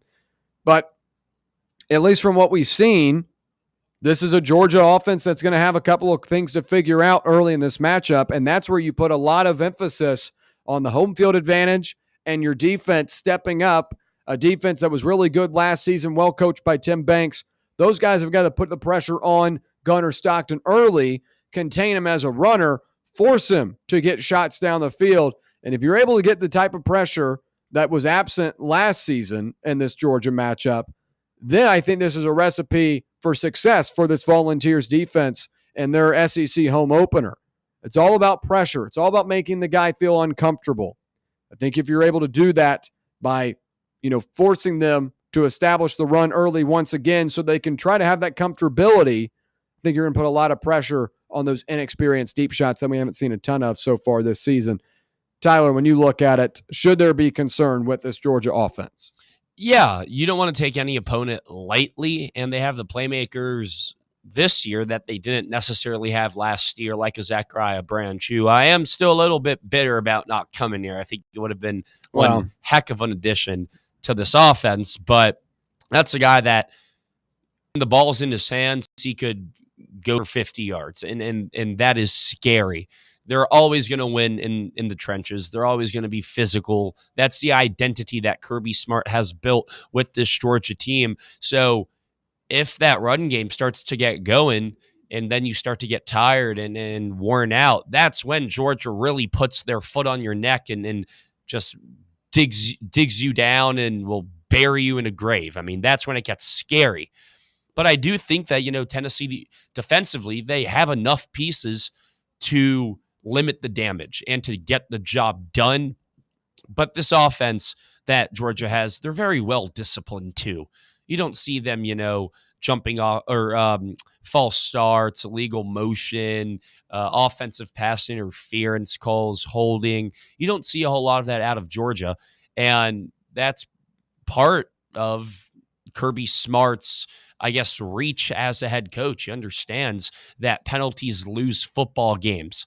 And when you're a good team, you don't lose because of penalties. That's free yards. I mean, if you get 5 penalties in a game, that's a free 50 yards that you're giving the other team, a game where 50 yards could decide the outcome of this game, whether Tennessee wins or Georgia wins. So I think that's where the Georgia offense is scary because, 1, they're disciplined, 2, they're physical, they're fast, especially. Their offensive linemen, they can really, really move. I mean, these aren't just big 330-pound guys. These are big 330-pound athletes that can run. They're agile, they're nimble, they're quick.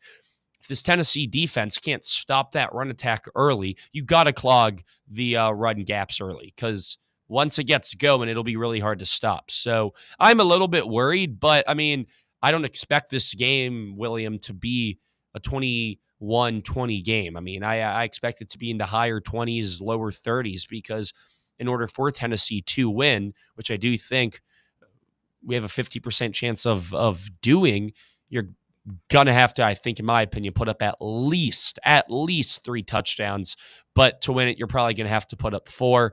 And, the Georgia offense, with how, weak the secondary is, they're going to get theirs too. So I think it'll be a little bit of a higher scoring game than you think, but this offense is scary. And if you're going to want to slow their roll and slow down their momentum, you're going to have to win down low. Kirby Smart also talked about Gunnar Stockton specifically on Monday, saying that Stockton has displayed the necessary ability to make explosive throws in practice, but has been limited to shorter throws by the defensive schemes of Marshall and Austin Peay, a possible approach for the Volunteers, looking at that film that we've been able to see from 2 games for the Bulldogs. But he went on to say, quote, "It's more about how people are playing us right now. It's been 2 weeks in a row. There's just a ton of cushion. If they want to play like that, you've got to take what they give you." And that's both what the governors from Austin Peay and Thundering Herd of Marshall have done to this Georgia team. But in an SEC game, you're going to get the best version of Georgia, and I anticipate they will take big-time advantages of those cushions, and then if Tennessee is able to play up, then they'll start getting some deep shots down the field. So in a sense here, Georgia has yet to unlock that deep ball so far this year because they're just kind of taking the approach of an FCS or Sun Belt Conference team coming in and trying to just withstand the blow. Tennessee's trying to win the damn ball game. Austin Peay and Marshall didn't believe they were going to be able to do that. So it's going to be an adjustment defensively for how Tennessee has to play, but focusing on Gunnar Stockton, as we've mentioned, one of the big plots of this game is that you've got a quarterback with no experience on the road making his first start in Neyland Stadium, a place where the decibel record was set 2 seasons ago. I think Gunnar will be fine, but I think it comes down to the communication with the wide receivers, communications with the offensive line. There's going to be a couple of false starts in this one. This is how it's going to be. It's going to be loud in that first quarter. That first drive is going to be rocking. There's going to be some growing pains. Stockton showed me in the Sugar Bowl that he's a guy that can, play on a big stage. He didn't play great, but I thought he didn't lose in the game per se. In this game, you've got to go out and win, but that was, 8 or 9 months ago when they played Notre Dame and New Orleans. I think he's grown since then, has the reins of this team, but he's got to be better down the field, and he's got to have those opportunities. In the 2 games I've watched Georgia play, Gunnar likes to be a runner, and that's a good thing because that's not something Carson Beck was necessarily good at last year, and it gives Georgia another dynamic or wrinkle in their run game where they can go quarterback power and use like a Nate Frazier as a lead blocker and gives them an extra guy. So there are opportunities, but I think he will be tested as a thrower, and that communication with those wide receivers is going to be really, really important. Pre-snap communication is going to be really, really important. That's what I'm looking for in this one. As we saw Jalen Milroe, a guy that has plenty of experience coming to Neyland Stadium last year. I get it. Alabama's a very undisciplined team, but they struggle with it. And Jalen Milroe, an experienced guy that played in the Rose Bowl the year before, struggled in this Tennessee setting. I don't think Gunnar Stockton is going to lose Georgia the game. I think he will be fine. That doesn't mean great. That doesn't mean bad. Fine. I think they're going to have some growing pains. I think they're going to have a couple of penalties. But ultimately, I don't think he's going to be the guy that loses them the game. It just might be the lack of big plays down the field or the lack of communication level if Tennessee does end up rocking this thing on Saturday inside Neyland Stadium. So I think he'll be fine, but we do need to see him kind of unveiled a little bit more, and maybe we'll learn more about this offense that has sputtered as well as Gunnar Stockton. So real quick, Stockton did recognize that this offense has not gotten off to a hot start. He said it, quote, wasn't our standard of how we're supposed to play. We need to get back to work following the win over Austin Peay. And he also said you definitely want to be explosive. And I think that's what is going to be to watch for this Georgia team. Are they able to get those explosive plays? Are they able to create those, especially with Tennessee down a couple of top defenders? The guy to watch for, Zachariah Branch, the transfer from USC, came onto the scene really, really strong. His freshman season was a 5-star recruit, was a punt returner, kick returner, wide receiver, did it all, kind of like a Boo Carter type player, but just a little bit faster. That's a guy that if you get the ball in his hands can make a lot of plays. That's the type of explosive player that I watch for on Saturday, as well as a Noah Thomas, who's a bigger framed wide receiver that can make some plays and already has experience in the SEC from his time at Texas A&M. Those two players I look for those explosive plays down the field. When we come back, it's our Week 1 NFL takeaways. Stay right here. It's Fan Run Radio. Actually, well, I wanted to say it's Overtime presented by VIP Play on Fan Run Radio, but I kind of butchered it. You could say it's Fan Run Radio on a Tuesday. Yeah, we'll go to the break and I'll fix my outros, but stay right here. It's Fan Run Radio. For the fans, by the fans, this is Fan Run Radio, Knoxville. Ready to launch your career? Axle Logistics is a leading third-party logistics company where excellence is an energy. With an award-winning culture, Axle proves that positive outcomes come from a positive environment and a work hard, play hard mentality. At Axle, the drive for success is infectious. And with an uncapped commission structure, hard work isn't just noticed, it's rewarded. For those with big goals and even bigger dreams, Axle Logistics is the place to start your career. North Knox Siding and Windows is a complete exterior home improvement company that can help you with all your home exterior needs. If your home needs new siding, windows, doors, gutters, handrails, a deck, or a new roof, then give my friends at North Knox Siding and Windows a call at 865-689-0505. You can also visit their showroom at 5618 North Broadway. Locally owned and operated and proudly serving all of Knoxville and the surrounding areas, North Knox Siding and Windows. Online at northknoxsidingandwindows.com. Have you ever found yourself wishing your clothes looked brand new again?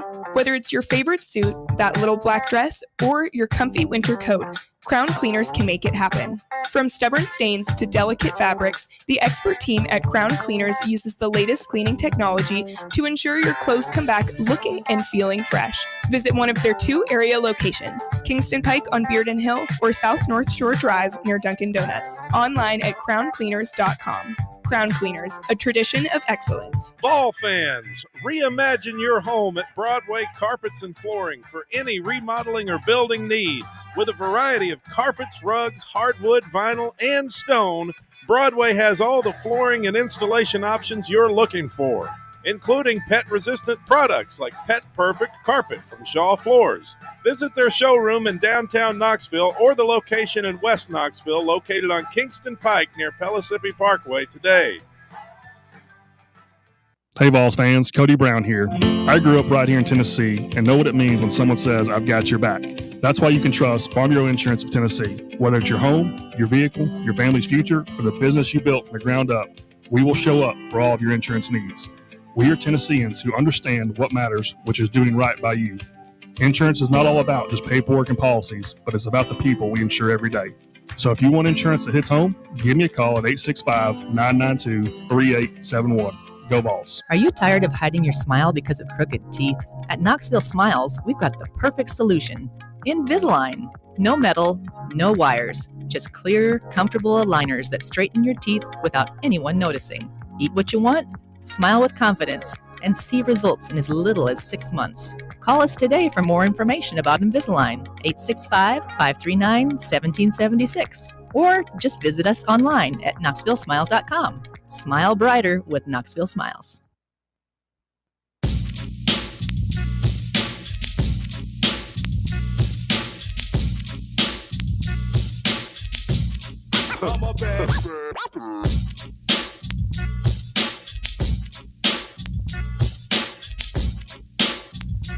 All right, back here on Overtime, presented by VIP Play.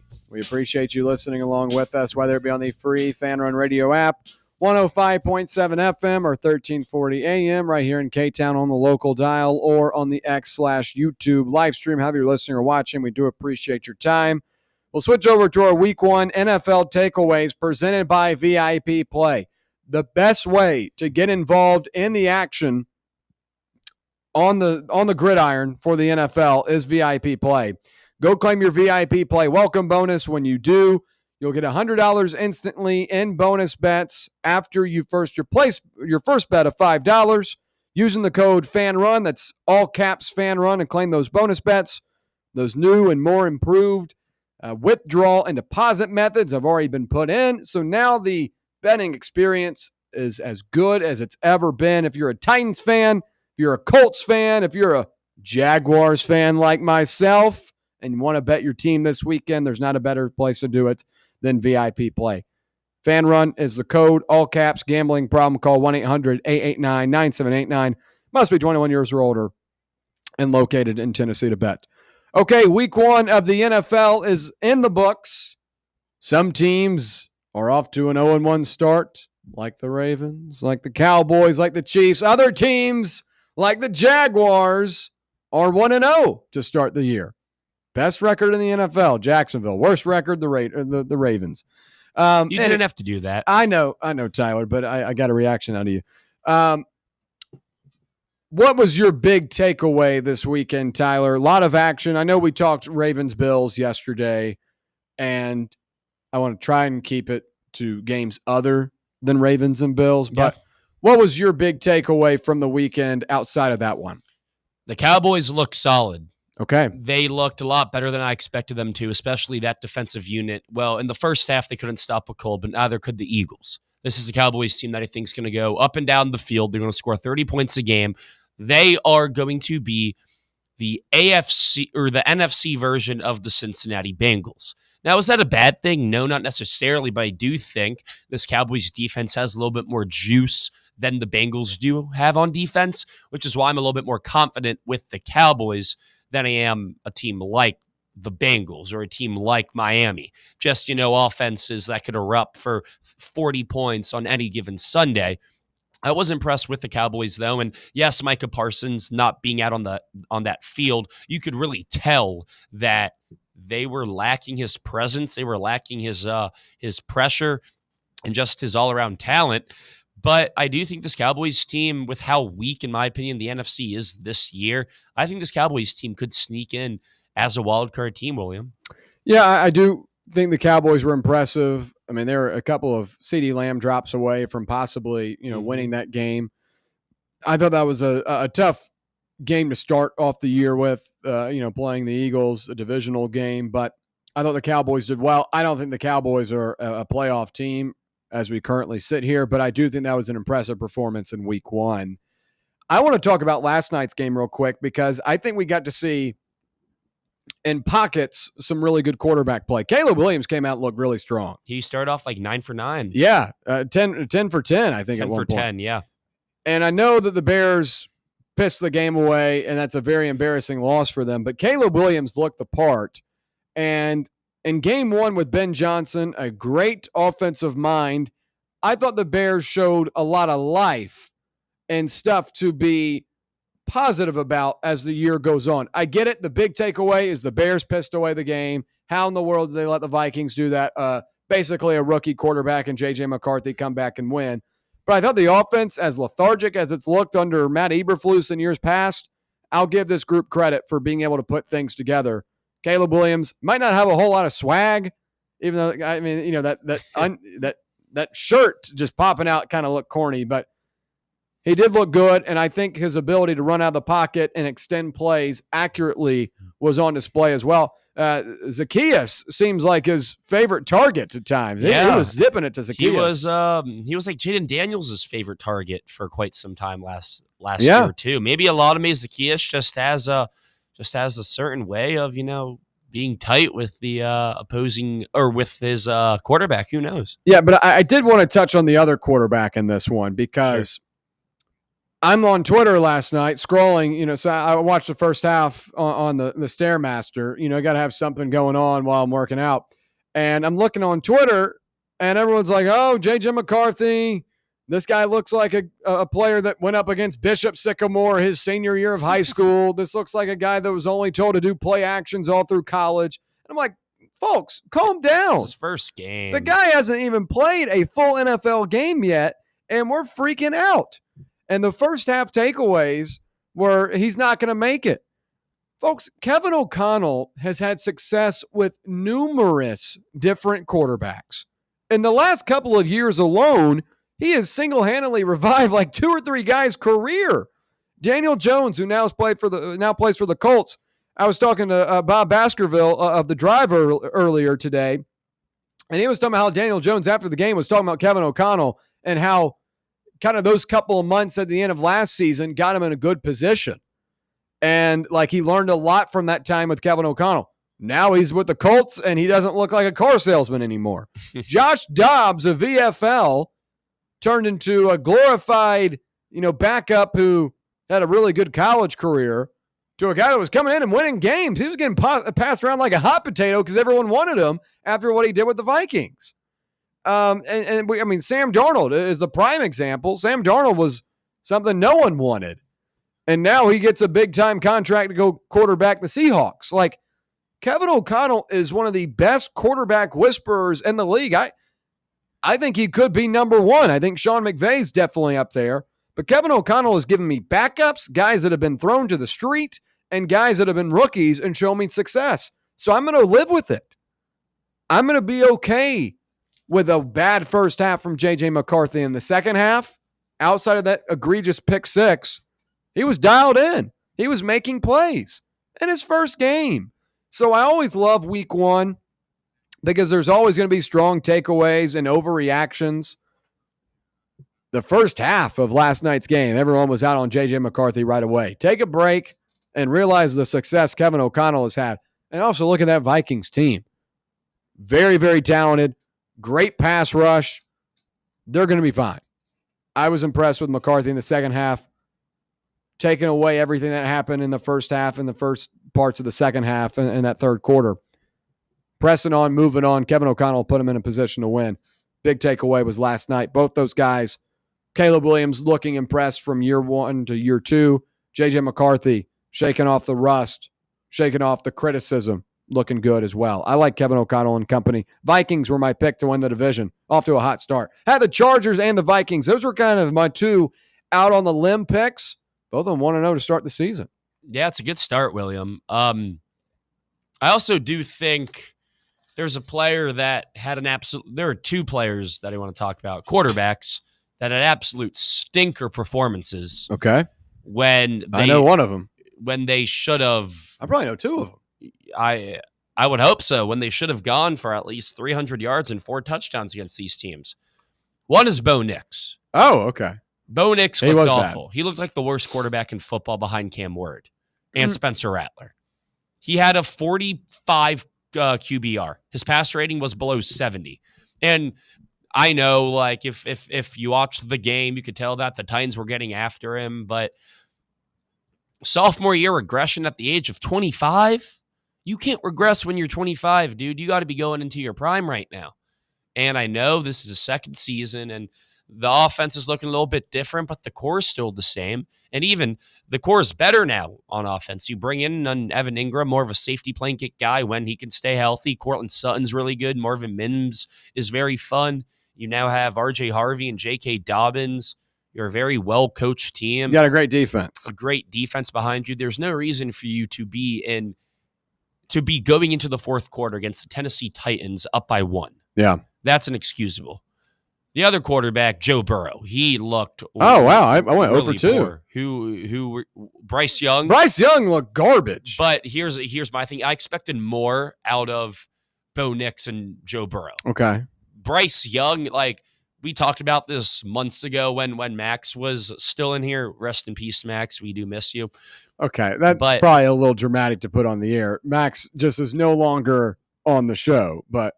Well, I feel like we've said that, so maybe our daily listeners understand that. Okay. But okay.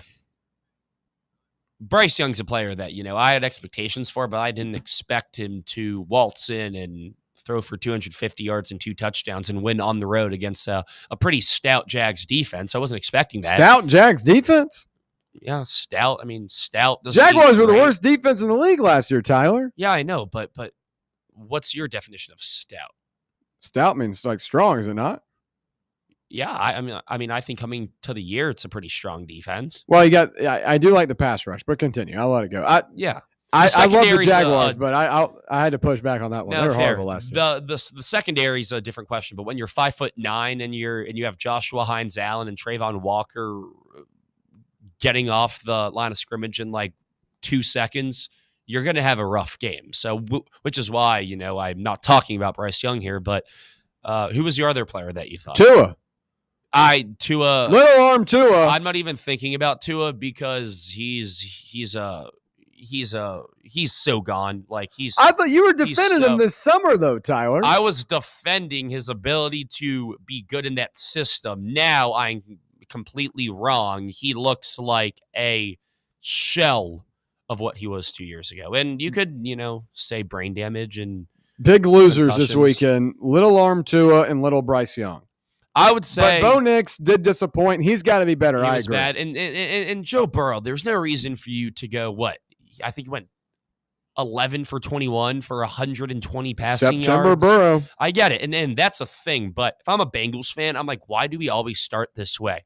The Bengals should have lost that game if Andre Smits, the kicker for the Browns, didn't doink off the upright on a go-ahead field goal with a minute left. And he also missed an extra point.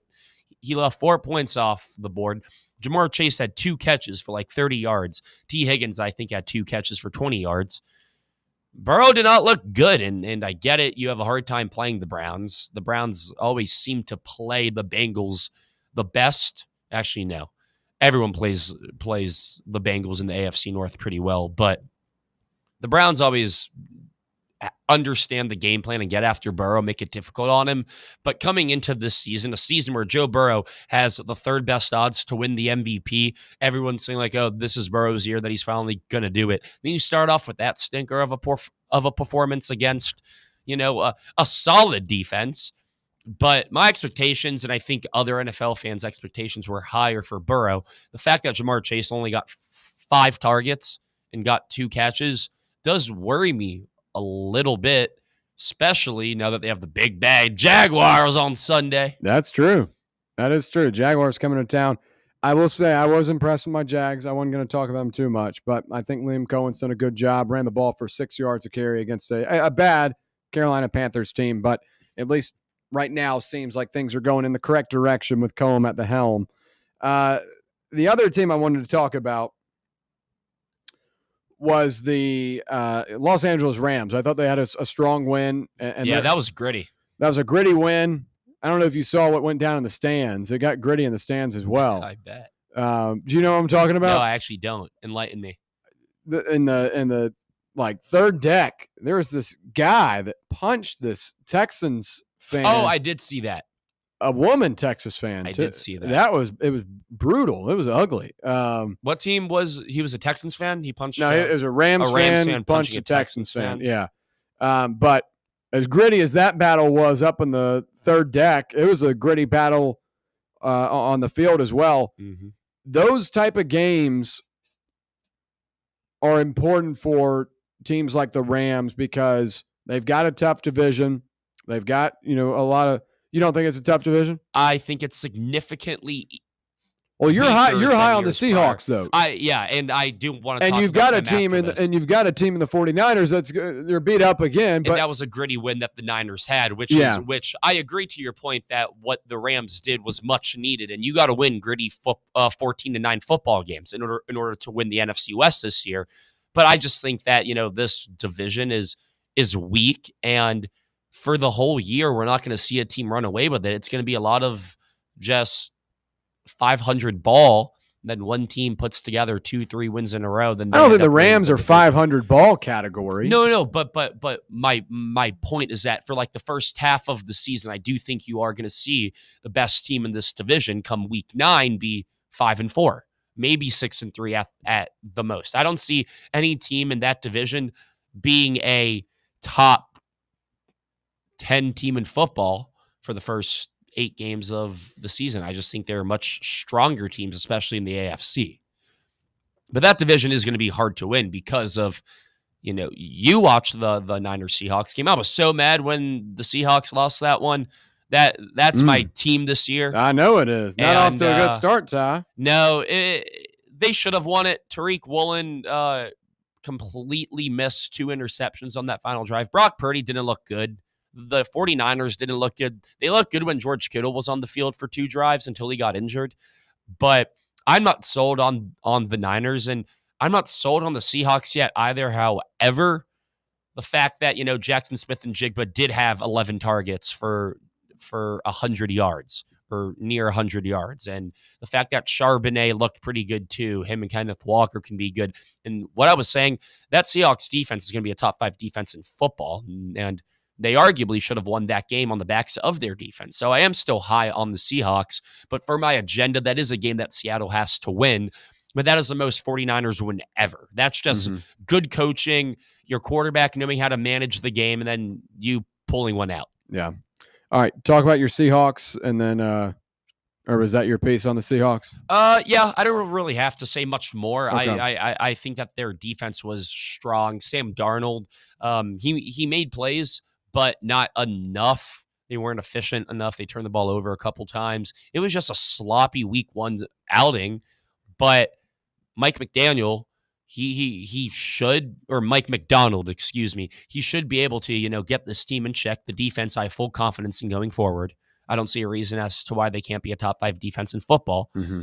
The offense, I do have some question marks, but I think they have so much talent there. Cooper Kupp didn't look good. I don't know how long that's going to, stay. I think there is going to be a time where Cooper Kupp puts together 200 yards over a 3-4 week span. Mm-hmm. And once that starts to happen, that's when you're going to see a team like Seattle stack up 3-4 wins in a row, or 4 wins over their next 6, right? And they start to take that NFC West title. Winners and losers this weekend. Give your winner and your loser. Just real quick. It doesn't have to be drawn out. Losers, the Ravens. Sadly, I'll that's just the most defeating loss. Doesn't have to ever. necessarily be a team either. It can just be a winner Right. and loser. It's the Baltimore Ravens. Okay, Is loser, a Baltimore. Fat loser. Winner. Big winner, Justin Herbert.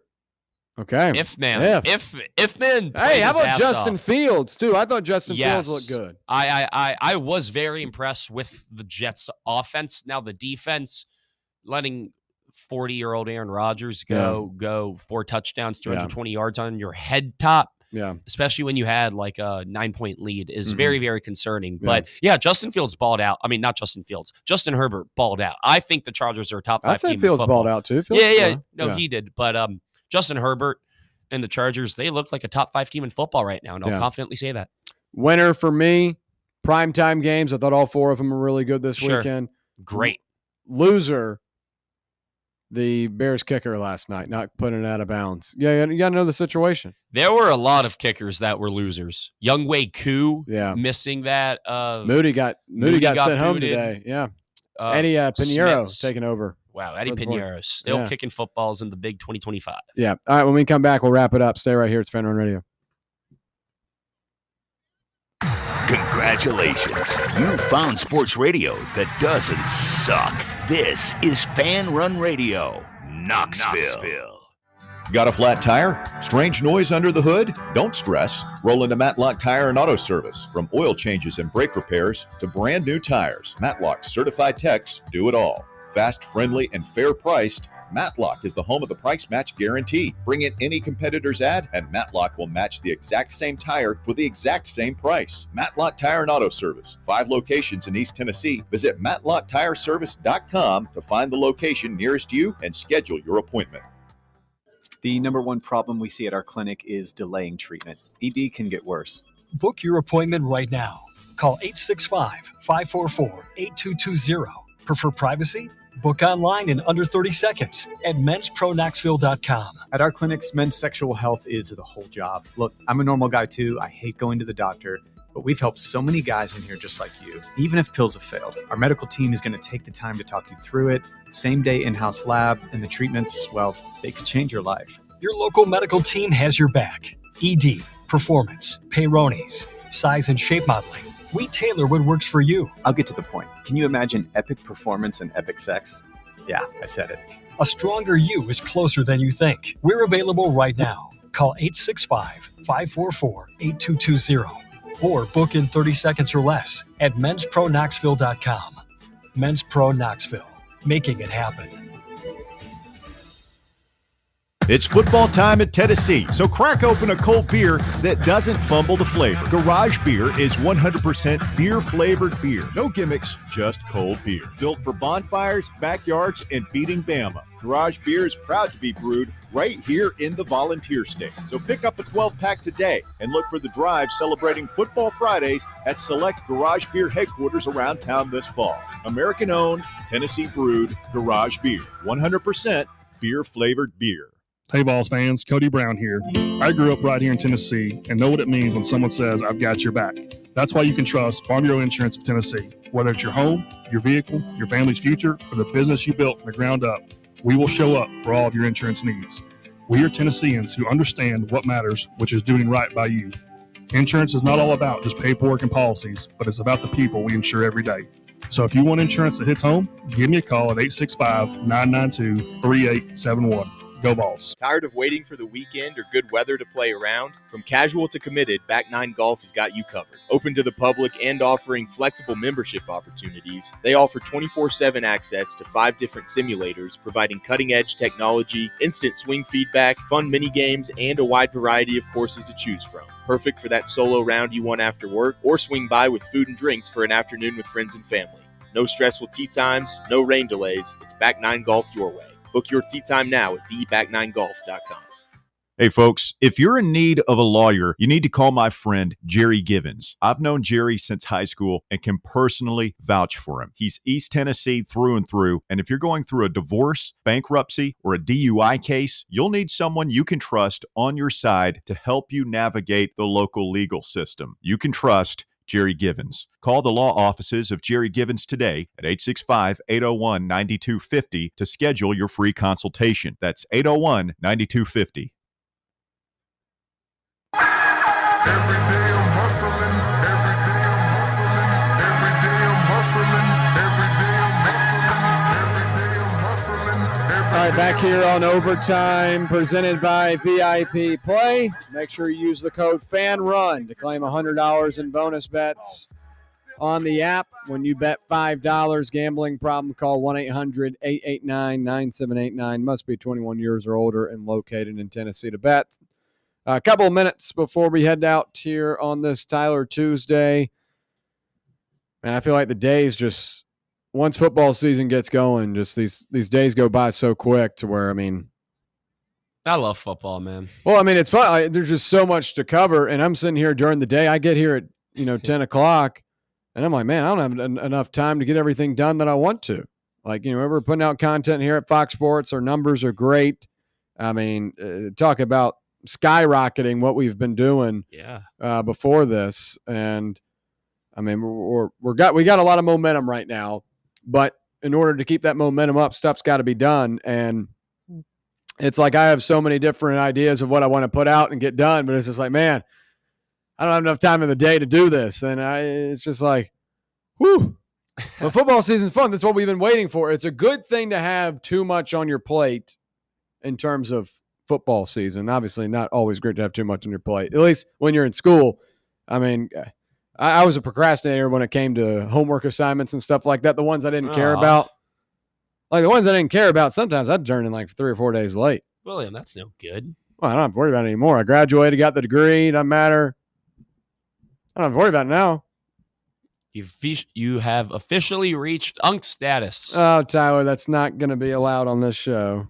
What, UNC status? Or saying that you have reached UNC status? Yeah, saying I've reached UNC status.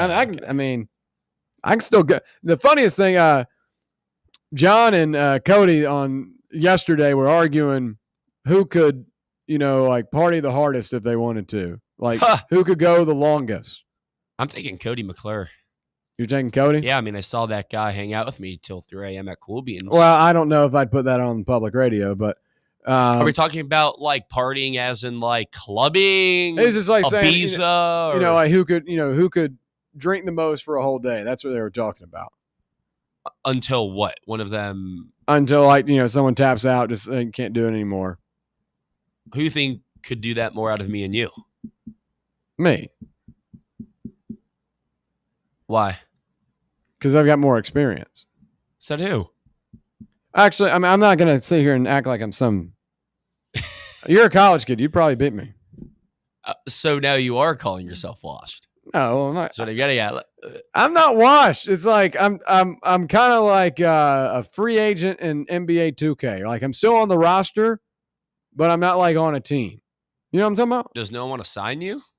Well, that doesn't. I'm talking. You get my reference here. NBA 2. You ever play NBA 2K? Yeah, yeah. Quite Like often. when you go to the menus or the settings, and it's like all the free agents. Yeah. Like I'm still on there. Like Jay Crowder's always on there. Well, Jay Crowder's still been on teams. I'm like John Wall has been on there. Jay Crowder hasn't played in like 2 years or like a year. That's like similar to you. Jay Crowder, was he not on the Bucks this past year? I thought it was 2 years ago. Pretty sure he was on the Bucks this past season. Maybe Bucks were. But I'm in the game. Okay. I'm still in the game. Are you looking to come off the waiver wire? Or well, if I were to what? do that, I'd have to re-enroll at Tennessee and go to grad school. No, it's not true. You just got to hang out with me. Well, honestly, I'll pay you well.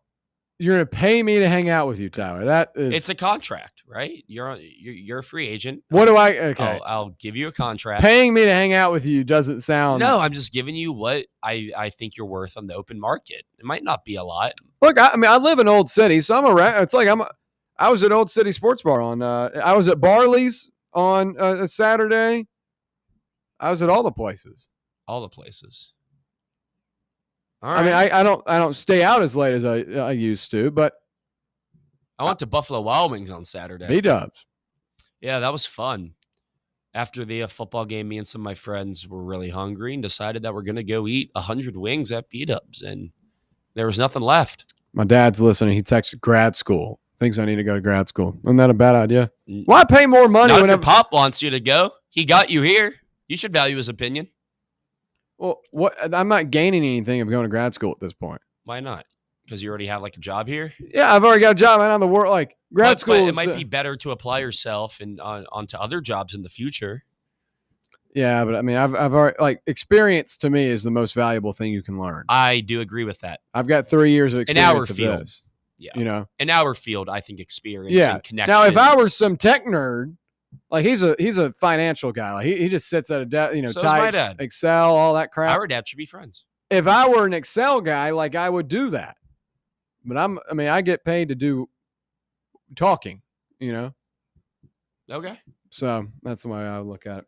All right, that's going to wrap it up for a Tyler Tuesday edition of OT. We appreciate you hanging out with us. Tyler Barbaras, William Pattison. We'll see you same time tomorrow, 6 to 8, right here on Fan Run Radio.